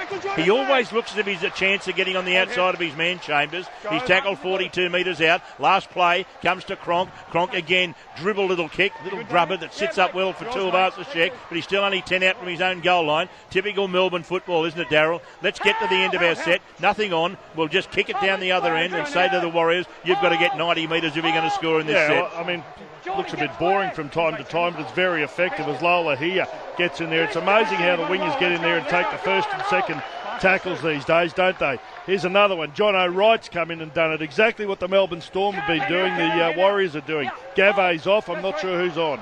The ball comes away. Charlie Gubb. Here he is, Charlie Gubb. And Gubb takes it ahead. And the crowd love him as those locks are flowing in the air. Wonder how long that man bun stays there. Looks like a man bun, yeah. He's been to this. He goes to the same hairdresser that Harold and Qatar go to. Ball comes out. Speaking of Qatar, no, he's not going to get the ball. They go back the other side. Oh, shocking pass for Ashford. But Lola here does wonderfully well to catch that. He wasn't entitled to catch it. Then not only did he catch it, regathered his balance and ran 15 metres back downfield. Back to the right, it comes into Johnson. Johnson puts a kick in. It comes off someone's hands. It came off the hands of someone back behind Korobidi. Korobidi had it behind his head. It was like one of those soccer players that rolls the ball around the back of his head and shows you some party tricks. Well, Korobidi did that with the football then. Then the ball hit the deck. Then as he was about to pick it up and get thrown into touch, he kept it alive to Munster and the Melbourne Storm was out of jail. But you've got to see that to believe what just happened. It was quite extraordinary. It was. I mean, you know what? If the ball sat up nicely for the winger Lola here, or actually it was Ashford, he might have gone and scored there, but the ball ended up bouncing off the back of Korobidi. He threw it back in field here. Now, there's a Warriors player down here. Whether they're looking and whether there's any foul play here or not, I think it's Bodine Thompson. Looks like Bodine Thompson for mine. But they might be just checking if there's been any foul play on Bodine Thompson here as well while he's down. Looks like they're checking his ribs here. Well, they're checking something. It's like what the doctor does to see whether you've got appendicitis. Yeah, I don't think he's got that. I don't think so. I don't think it's that at all. But that's. Let's see what happened here. Well, there's Tavanga being taken. Is that a shoulder charge? Oh, the arms are in Is there. it Bromwich? Was it late? It looked like Kenny Bromwich. Now, what are they? No, the arms involved in it. What was it late? Kenny Bromwich was hitting the young fella Tavanga. Well, hold on. He's saying tackle 2 here. I think it's going to be play on by the sound of it. Yeah, I don't think that. I think he's entitled to make that tackle. It actually wasn't. No, it was actually it was the young fella Tavanga who was down hurt. It does look like Thompson when he was lying down with his back. We didn't see his back. We just saw the back of his head. It certainly looked like him. Kafusi's out there now for Kenny Bromwich. I bet you he's not playing in the centres, is he? As the ball comes out now to this side of the field. Talk about Kafusi, good strong run as he takes the ball almost back to the halfway line, and the ball is played to Smith. Smith tried to milk a penalty there, and as it turned out, he went back to the right and threw a shocking pass that's knocked on. Cameron Smith is without doubt one of the greatest hookers ever to play the game, but he's not playing well today. He's off his game, Cameron Smith. I don't think I've ever seen him throw 3 or 4 worse passes. That was a bad pass he gave on the outside to Welsh, who was in no position to take it. It went behind him. His timing's out, Cameron Smith. I've never seen that. The play of the ball was horrible, but the pass was poor as well, and Welsh just dropped it. This is sloppy stuff from Melbourne. Well, on the scoreboard, Melbourne lead the Warriors 12-8 after leading 12 points to 4 at half-time. Still no goals in the game. 55 minutes gone. And ball comes back to the right side, and Gubb takes it up, and Gubb's going to be tackled. Great name, Charlie Gubb. Charlie Gubb, yeah, 32 metres out from the goalpost, almost in the centre of the field as Tavanga gets it away to Robson. I have a feeling Nathaniel Roach mightn't be back. I reckon that bad bump he copped, we haven't seen him for a long time. The replacement, it was only replaced for about 5 minutes, was Tavanga, and then Roach got hurt in that tackle. And since then, we haven't seen him. And we haven't seen him on the sidelines either. Ball comes away to Tavanga. This young fella on Taboo, he's done a mighty effort so far. Ball goes to Robson. Robson to Hoffman. Hoffman puts a grubber kick in. It should be picked up, and it is by Tonya Bapia. And he's going to play it 5 metres out from his own goal line. Well, that's a brain slap there from Hoffman. It was a terrible little kick. There's a player in back play. Here he's out cold, or is he? No, the young hooker. There's Jazz Tavanga. He's got blood coming out from a cut under his left eye. It wasn't his fault. He's run into one of his own teammates and bang! Gee, I thought he hit the deck if he'd been hit with the right cross. Well, it looked like it. Cooper Cronk came in to see how he is. He comes in here to make a tackle. He has a head clash with Jeff Robson. And then Charlie Gubb finishes him off. Yeah, well, he went down here. This is surely he's got to go to the concussion and be checked for this because it's definitely a head clash. What happened then was a Cooper Cronk come in to see how he was, and he got up and started pushing Cooper Cronk away, saying, no, I'm fine, but he's got to go off. I think you're right. I think the other hooker's out of the game. I don't know whether he'll be replaced by Nathaniel Roach or not here. But if he's not, they're a hooker down. Charlie Gubb could be the biggest hooker in the history of the world. Now, what are we doing here? There's a little delay. Low scoreboard. Melbourne 12, Warriors 8. 57 minutes gone. Let's pause and go around the grounds for paddysmarkets.com.au. Billy McGee. Full time in the Holden Cup, and the Dragons have scored right on the full-time siren to beat South Sydney 26-24. Go Matty Head. Go Matty. Matty Head's the coach of the St George Illawarra Dragons. Piggy's got chocolate. Who? Piggy, good on him. Thought you're on a diet, Gabba. He's a good friend of Piggy's and mine, and Matty Head. Yeah, that'll do him the world of good, Matty Head, because I think last week they lost in the dying seconds to Cronulla, the St George Illawarra under-20s team. Kettle chippers. Ball goes back to the right. The right taking it up well as Jesse Bromwich, and he's tackled around about 30-odd metres. I'll tell you what, he's monstered here by Hockman. That could have easily been a penalty. Ball goes back to the right side of the field. And I mean that because he said to get up and play the ball, and he did, and then he was pushed and shoved by Hockman, and they have seen them give penalties for that so far in the game. Ball goes back now to Cooper Cronk, and Cronk puts up a towering bomb. Tuivasa-Sheck comes for the ball. He takes it well, 30 out from his own goal line. He brings it back to the 40. I'm not sure that's the right tactic. Why would you kick it high in the air and give this fella plenty of open room to try and pick where he's going to make a run? He's one of the best broken field runners in the game. Yeah, they did handle him well on that occasion. There were 4 or 5 defenders there, but as we've said, I mean, Melbourne at the moment, they're just going through the motions a little bit here. The New Zealand Warriors, this is where they need the 5'8". He needs to get involved. Lovely pass from Robson. Tuivasa-Sheck wrapping around. Robson's been poleaxed here. Wasn't late. You heard the crowd roar. I'm not sure that Robson hasn't been cleaned up after he passed the ball. And don't forget, he's had that head knock just a moment ago. He still mightn't be feeling well. Gubb makes a very good impersonation of him trying to knock a ball on. He did well to grab it. He's tackled 20 metres out. Last play, Thompson. It comes to Johnson. Johnson will go to the air. Up it goes. It's coming down here towards Korobidi. And Korobidi goes up and takes it well. And then goes to ground brilliantly to avoid being pushed into the end goal by Ashford. He's done wonderfully well. And now Harris goes for a gallop. And he'll take the ball about 5 metres out from his own goal line. Where's Robson? I don't know. I haven't seen him back in play here, but gee, they've struggled to get out of their own area, haven't they, the Melbourne Storm? It seems as though the whole second half has been played in their territory, and they're struggling big time to get out of there. Korobidi takes it up, and Ashford's in his way and puts him to ground. Now the ball is with the Melbourne Storm. 59 minutes gone. Melbourne Storm on the low scoreboard lead, 12 points away as they run the ball back to their own 30. They're really struggling here at the moment. Ball comes to Smith. Away it goes to Cronk, and Cronk puts a kick in. This time he makes sure that it's a running ball and makes it harder for Tuivasa-Sheck, but he times his run perfectly. Charges onto the ball, offloads it to Wright, and Wright's going to start another set for the Warriors near the 40-metre line, his own side of halfway. They're winning the territorial battle, but on the scoreboard, the Storm still in front. Low scoreboard, Melbourne 12, Warriors 8. We've had almost an hour's play, and now this will be against McLean. McLean was holding Qatar down, not allowing him to get up and play the ball. Gee, they've conceded a lot of penalties. It's at least 5 in that area, not allowing the player to get up and play the ball. I think the crowd helped out a little bit there. They've been roaring for a long time. They're starting to get tired of the Melbourne Storm. This is exactly, the stage is set for Sean Johnson to do something here. They need him, and he's got to produce it soon. Well, that's good news. I see Robson's up and around, but he's got to go. He's got to cut above the left eye.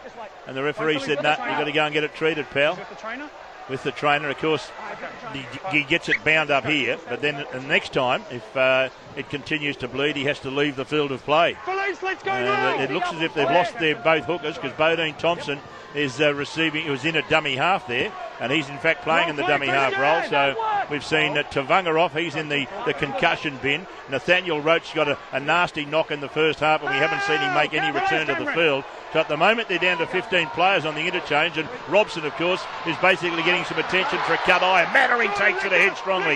He's tackled, and they're making some inroads here against the Storm defence at the moment. Bodine Thompson goes for a dummy half, and he's tackled a few metres out from the goal line. They're getting closer here as the Warriors go back to the left. Long pass on the bounce, picked up by Johnson. Johnson goes on his own. He feeds Robson. Robson to right for the corner. Right dives, right scores. Is it a forward pass? We'll wait and see. What is the referee going to rule here? The referee's talking to the touch judge. He hasn't made a decision yet. I think he's going to award a try here. Henry Perenara. No, he's going to go up. You can't go up for the forward pass. Checking for something on the side of the... Checking to see whether Wright's got it down successfully. Well, John O'Wright is one of those blokes you wouldn't know whether he's robbed a bank or not. He's just... You can't work anything out by his expression. I think he got it down. It looked like a try to me, but I've got to say, I thought the pass was questionable. He nearly dropped the ball as he was changing from one hand to the other, but he got it down fine. There was a boot going in there exactly at the same time from Munster. He almost lost control of it, John O'Wright, but he got it down on its point. That's a try. There's no risk that's a try. I do think there was a question mark over the pass. See, I had no doubts that... Forward? Oh, it looked... Well, the angle here, this will be a try. It's 12 all on the low scoreboard kick to come. But I'll have to have a look at it again as we saw the Coates Hire video referees via the Graham Annesley bunker have a look at that and forensically said that Wright got it down okay, but of course they can't go back and have a look on the forward pass, and that would have been the touch judge on the far side that would have adjudicated on it. It looked forward, but we have got it. It's a horrible camera angle. I reckon it's really difficult for touch judges to adjudicate on forward passes. Yeah, I reckon it is too. They're running with the play. Well, most of them can't see. Let's have a look at it again. It was a ball that went over to Johnson. Johnson then gave it to Robson. Robson threw it in. Look, I think there was a question mark over it, but you know what? I'm not going to lambast them. That's a great word, Davey. I'm not lambasting them. I don't know what it means, but I like using it. I'm unlambastable. How are we going, Chiefs? How's Johnson going from out on the eastern touchline. 61 and a half minutes gone. The opportunity, but the Warriors in front for the first time today. There's a bloke wearing 3D glasses behind him. What the hell's going on there? Well, he might like watching his football through 3D glasses. Got a decent girlfriend too, by the way, champion. Yeah, that's probably why he's got the 3D glasses. Here comes Johnson, 21 metres out. The ball swinging around. It's swinging around perfectly. And the home fans go up because the Warriors are in front on the low scoreboard. The Warriors 14 lead the Melbourne Storm 12. 62 minutes gone in the game as we go round the grounds, courtesy of paddy'smarkets.com.au. Billy McGee. Full time in the Holden Cup, the Dragons 26, Souths 24. Yeah, it was touch and go, that pass from Robson, but he's played okay today, you know, Jeff Robson. He's been involved and he's been found out a couple of times defensively, and that's where they've got to go. But Melbourne, in the opening 22 minutes of the second half have gone, they've hardly been down the other area. As the ball went high in the air, I think it was Robson who caught it. Well, the thing is, they were down there early, and both times, as I said, those two sets inside the 10 where they're normally deadly, they were playing like a rudderless ship. They just didn't seem to have any direction, didn't know what they were doing. And I think Cameron Smith's been right off his game today. Yeah, it's very rare you say that. But I don't think I've ever said it, but he has been. It's been a really lacklustre performance from him, and he really hasn't got the finer points of what you've got to get right from dummy half right today. Well, listeners, you probably won't hear from Darryl again because Piggy's just brought a heap of chocolate in, which means Darryl will go. I won't be eating during a call, thank you, David.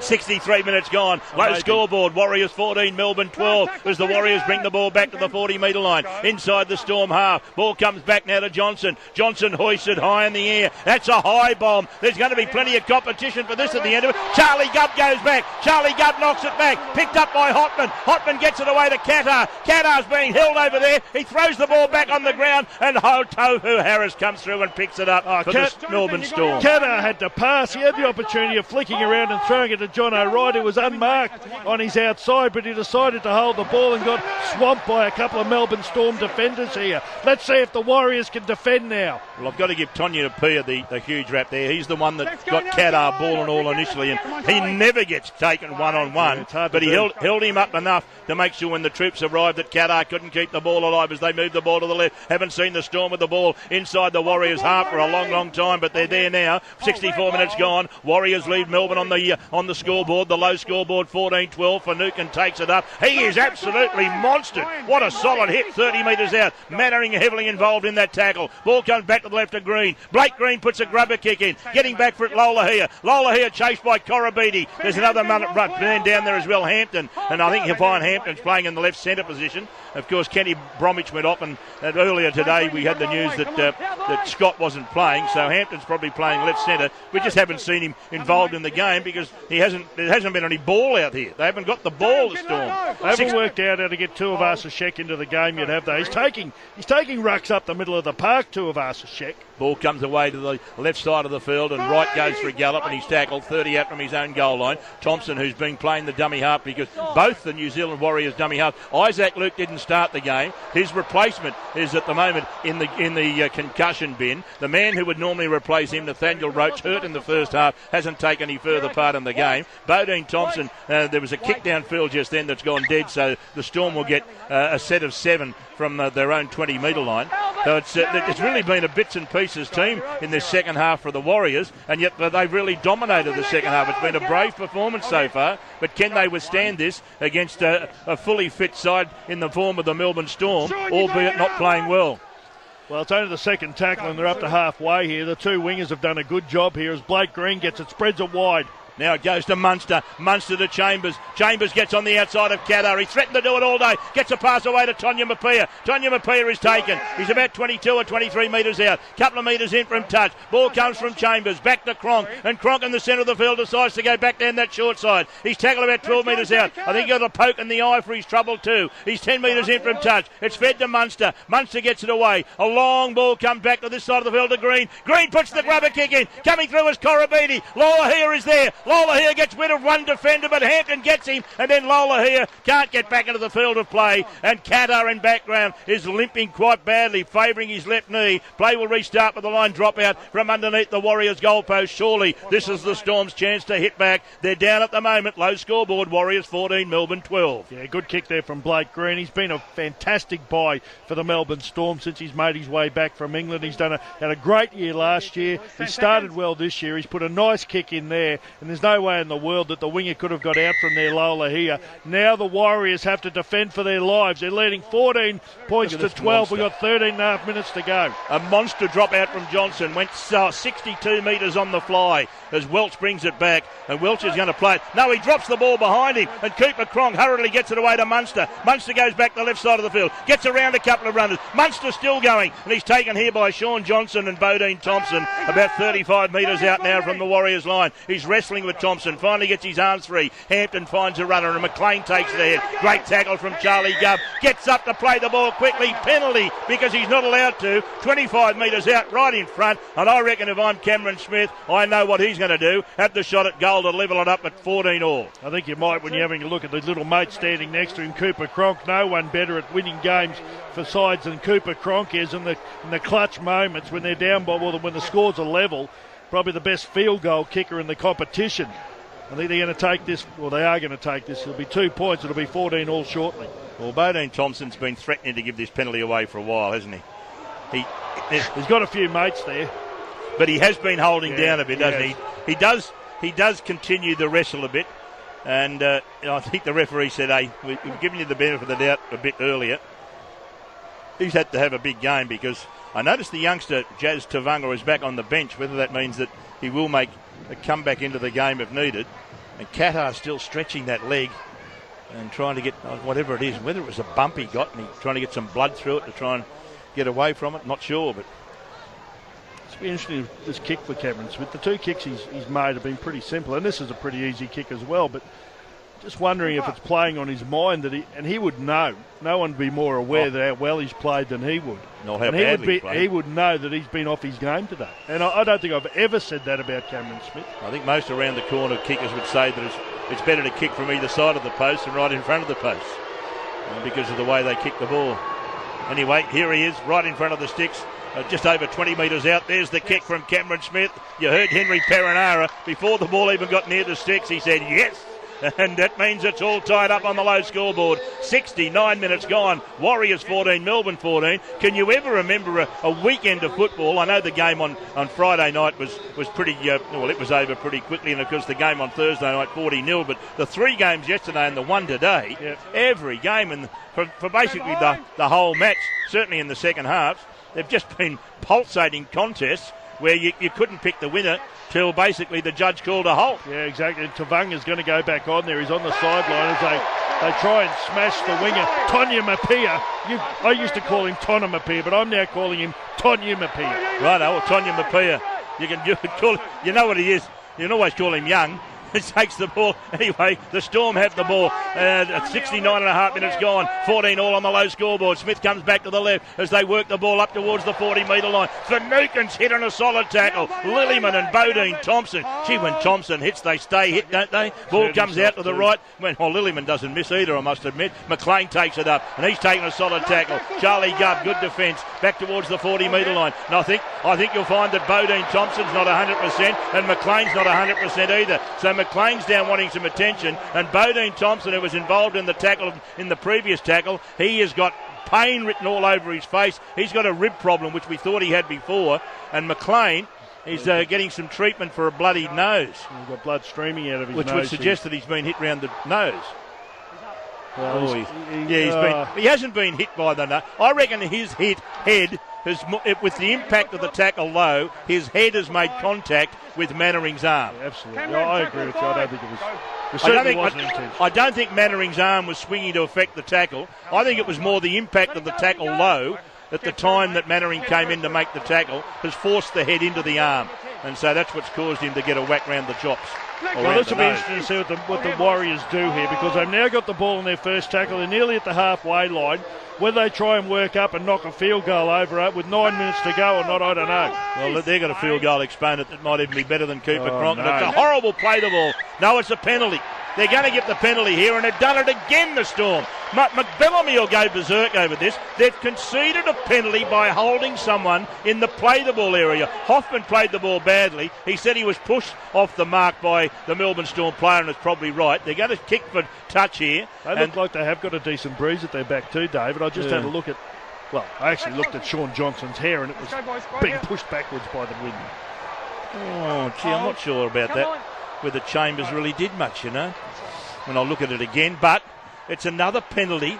All the penalties really that they've conceded today, the Melbourne Storm, have been for the same offence, trying to slow the play down at the play-the-ball. Brilliant hands from Robson as he took a difficult ball well. Anyway, here's the chance for the Warriors to win the game. 9 minutes to go. 14 all on the low scoreboard. Charging ahead now is Vate. He's only just gone back out there as I saw Gubb go to the sideline. Ball played. Tavunga. Tavunga gets it away to Robson. Robson goes on a run. He's tackled. He got a pass away. And Tavunga takes a difficult pass well. He had to really do a good juggling act. He kept it alive to Tuivasa-Sheck. Tuivasa-Sheck beats one, beats two, beats three. Now he goes back down the centre, and he's tackled 15 metres out. 15 in from touch, western side of the field. Warriors on the attack. 14 all on the low scoreboard. Ball goes back to the left. It comes to Johnson. Johnson offloads the ball. Robson short ball to Hotman. Hotman's cleaned up. 10 metres out now from the Storm line. 20 metres in from the eastern touch line. There's last tackle coming up for the Warriors. Are they going to go for the field goal? No, they're not. Comes to Johnson. Johnson puts a kick in, and Hampton comes from nowhere to intercept the ball on the bounce and save the day for the Storm. The kick looked as if it might sit up in the in-goal area, but Hampton didn't let it get that far, charged at it, attacked it confidently, and really, I think, saved the day for the Storm. Otherwise, they may well have conceded a line dropout. Yeah, I think he did a great job there, Ben Hampton. He got the ball. I think the kick was well weighted from Sean Johnson, but Hampton got in the way of it as Kyra Beattie again gets in there. They're struggling to get out of their own area here. They'd love a penalty here, the Storm. And taking the ball up with Jesse Bromwich, who gets back towards the halfway line. He'll play the ball in the centre of the park. It goes to Smith. Where's Cronk? Cronk's got the ball now. He puts it high in the air. The ball's going to bounce, though, between the winger and the fullback. In fact, it wrong foots them both, which means this awkward bounce, and Tuivasa-Sheck has to run 5 or 6 metres away. And in the end, the kick finished up being a good one because the set was going nowhere, and now the Warriors have to work the ball 10 metres out in their own goal line. So now it's territorially, it's the Storm who've got a slight advantage. Robson runs the ball out to the left. He offloads then to Hoffman. Hoffman's tackled 25 out from his own goal line. 10 in from the eastern touch line. line. Low scoreboard, 7 minutes to go. Warriors 14, Melbourne 14. Can you believe it after the games we had yesterday? One was a draw, one was a field goal, the difference. And in the end, the other game, one team came from 10-0 behind to comfortably win in the second half. Now we see Lillyman gets to his own 40. Last pay, fed to Johnson. Johnson kicks downfield. It should be taken here by Munster.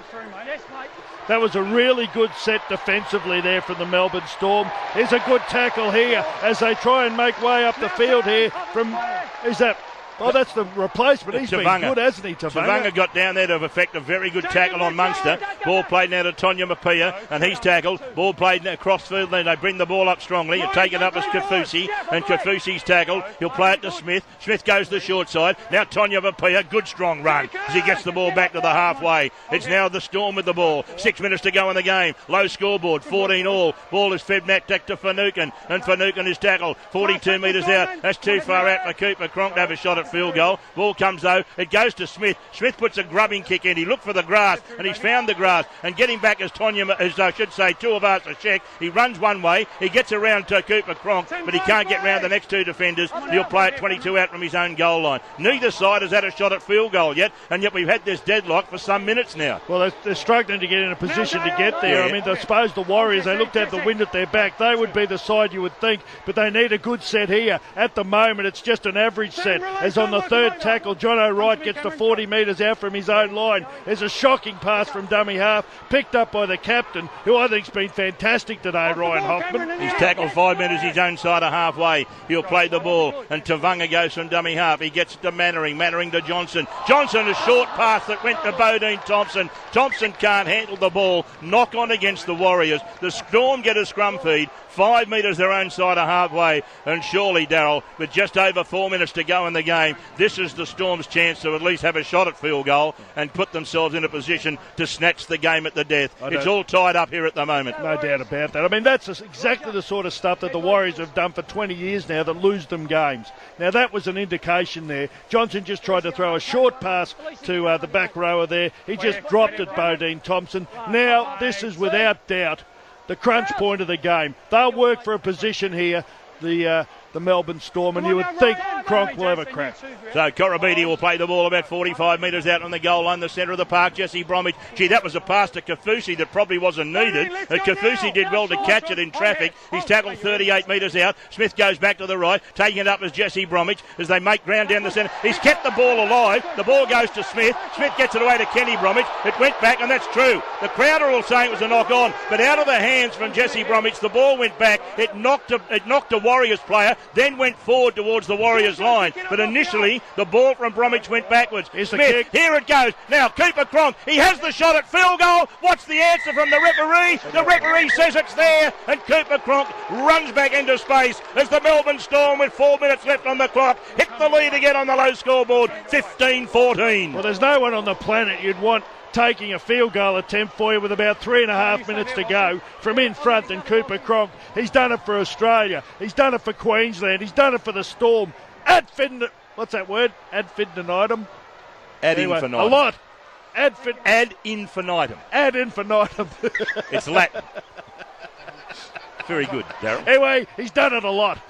He has. Ad infinitum. And they don't try the short kick-off, which I thought they might have done with only 3.5 minutes left on the clock. Tonya Mapia brings the ball back for the Storm. The Storm lead 15-14 on the low scoreboard. 3.5 minutes to go in the game. Tohu Harris keeps it alive to Blake Green. Green tries and brings the ball back. Good strong run from Green. He's tackled about 12 metres his own side of halfway. Smith explores the short side. Hampton goes for a run. Hampton is tackled back towards the halfway. Little hint there might have been a high shot in all of that. Ball comes away now to Jesse Bromwich. Good run again, 39 metres out from the Warriors line. They play it quickly, they get it away to Hampton. Hampton has taken good tackle there, and the tackler, I think, was Mannering. It was. Ball fed away now. It comes to Smith, it goes to Cronk. Cronk puts a grubbing kick in, and back there Tuivasa-Sheck has to catch the ball on the bounce. He got it underneath his own goalpost, but he's chased by his opposite Munster, and Munster puts him out 11 metres out on the goal line. So they have to go from their own end of the field. That was typical Storm football. Just got it to Cronk. He grubbed it towards the goal line. Mistake break-free football from the Storm in that set, and it really makes the Warriors have to work very, very hard if they're going to get the ball down the other end, even to have a shot at field goal and level it up. At the moment, the Storm lead 15 points to 14. Shocking pass out the back door. It comes to Gubb after Robson took it well. Now Gubb keeps it alive on the bounce, picked up by Johnson. Johnson runs across field. He gets away from one. Then he offers it up. It comes to Lola here. Lola here. He's taken. He stopped, and then he kept it alive to Ashford. And Ashford then runs into some solid defence, and he'll play the ball. This is pretty close to the last play, isn't it? 2 minutes to go in the game. Now it's still got a couple to go. Might have touched a finger in all of this, because I think that the Storm players were certainly looking at the referee, wondering what was happening. Of course, we got the Man of the Match award to come up in just a moment. Ball goes away to the right. It goes to Johnson. Johnson runs one way, offers it up to Bodine Thompson. Bodine Thompson tries to get on the outside of his man, then throws a ball that's picked up by Korobiti. Shut the gate! Korobiti's picked up the loose ball. He will race away and score the try that, if it's converted, surely wins the game for the Storm. Even if it's not converted, time might be up, and that might be the ball game. It's 19-14 on the low scoreboard in favour of the Storm. Bodine Thompson tried to keep it alive down the right side. The pass was a shocker. It went along the ground. Korobiti swooped, and once he picked it up, there was no one going to stop him from scoring yet another try. He is an absolute try-scoring machine. 3 games, 3 tries this season after all of the feats that he put on last year. Imagine having Korobiti and Radradra on the wings for you. Fiji probably could. It wouldn't be a bad side. No, they're magnificent athletes, aren't they, both of them? But again, it was just panic play from the Warriors. They did need to throw a pass, but I think he should have passed it earlier. It was a terrible pass from Bodine Thompson. Just went straight to the ground. Korobiti picked it up, and as you said, it was good night nurse from then on. No one was going to get anywhere near Korobiti. You'd imagine Cameron Smith will knock this over, but it won't matter. Time must be just about up here. Look, it's been a good game, but a lot of mistakes in the second half from both sides. Both sides have had opportunities to win it, but I think at the end of the day, it's the professionalism of the Melbourne Storm and the cool heads of players like Cronk, even though he hasn't played great, Cameron and Smith and those sort of guys that has made the difference between these two sides. Well, that's the thing. It's the professionalism, isn't it, Darryl? Yeah, the time will be up. He's really exhausted every second he could, making sure he got set up for this kick. The siren will go before Cameron Smith has the shot at goal. So Melbourne will get the 2 competition points. If Smith kicks it, they'll win by 7. If he doesn't, they'll win by 5. And shortly we'll give you the 3 players in the running for the Man of the Match award, thanks to Harvey Norman and Bryden's lawyers. When you hear them, be one of the first 3 callers through on the 2GB prize line, 1300 722 873. The first caller will have first choice of the 3 players and so on until all the players are allocated. And then when we announce the continuous call team's Man of the Match, the caller who has that player will win $150 thanks to Bryden lawyers. Cameron Smith lines up a shot at an attempt to convert the Korobiti try. And here he comes.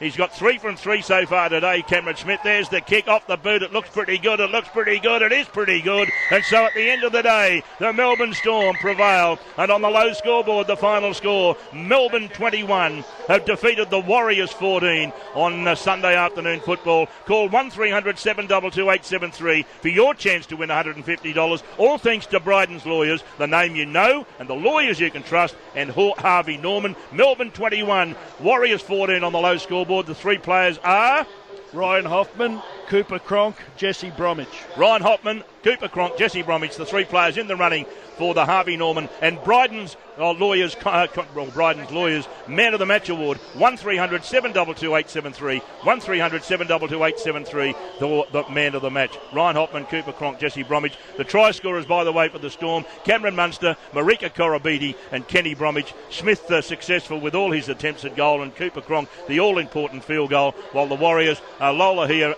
and Qatar scored the tries, and Johnson finished up. There was another try scorer in there too, wasn't there?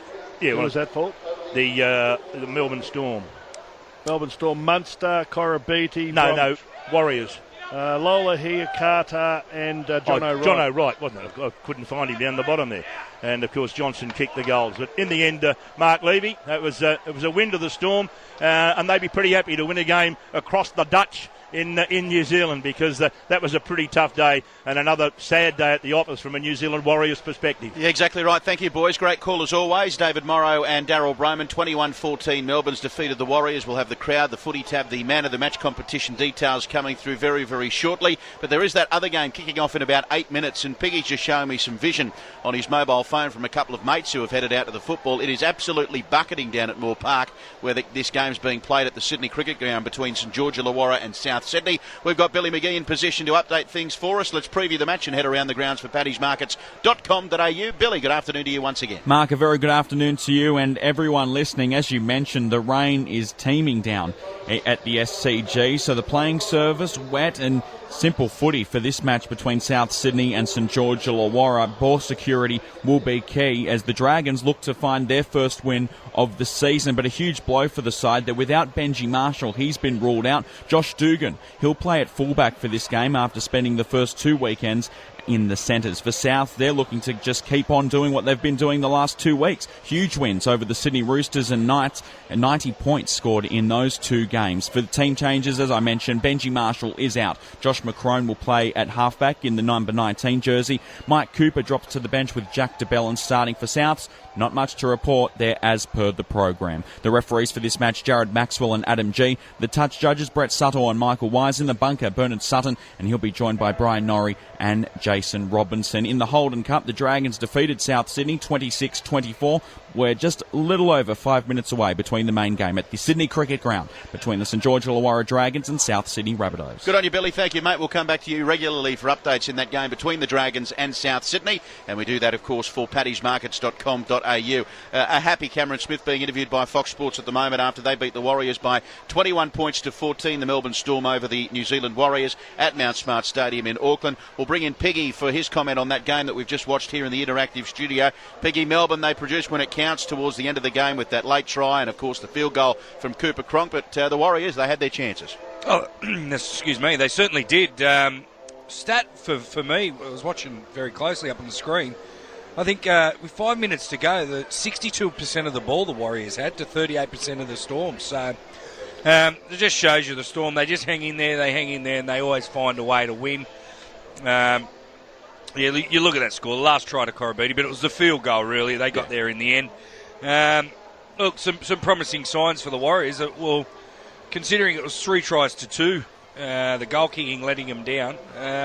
Look, they can take plenty out of it, but the Melbourne Storm early on in the year, they always start the season well, and they have done again today. Daryl, a few of our listeners on the email are saying, when is Shaun Johnson going to stand up and start leading the Warriors around the park? He seems to produce his good football in international games and games in finals football when it counts. What are your thoughts on Shaun Johnson? Because he, in the halves, I mean, he's got Jeff Robson with him, but he's the dominant playmaker in the Warriors side. Today was their chance to make a statement because they've been under enormous pressure. That's now 11 wins in a row if you date back to last year. Do you think Shaun Johnson, he needs to lift his game? Oh, no doubt. I've got no doubt. He needs to grab games by the scruff of the neck and take control. He doesn't do that.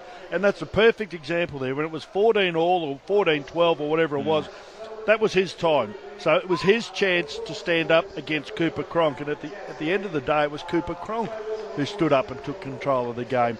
Shaun Johnson was running around. He didn't run much in the second half. When they looked tired, there were times when I was watching him when he had the ball and he was going to the line, and there was a bit of a staggered defence, and I thought this is the perfect opportunity for you to throw a dummy and take off. Go. He didn't do it. He did it. I don't know how many runs he had in the second half. I know there was a lot of criticism of him last week for only having 1 run. But his passing game's fine, no problem with that. But he needs to run the ball. That's where he's at his devastating best. And he didn't run the ball. The game was in the balance. It was there to be won, and he didn't stand up. Take the line on, exactly right. David, you've watched plenty of football. If you want to be referred to as a quality player, Shaun Johnson had his chance today to win that game for the Warriors. And as Darryl rightly pointed out, it was Cooper Cronk who stood up when it counted. The thing that worried me is that we saw him in about the 33rd minute of the game go for a run, and he caught them short. And he almost got through. But in the latter part of the game, when they had all that possession that Piggy was referring to, in the second half, they virtually had the ball for, 30 minutes of the 40 minutes. And when the defence he just wasn't there to take the line on. Yeah. I mean, I can't remember him attacking the line in the second half when Melbourne Storm was out on their feet, especially at 14-all.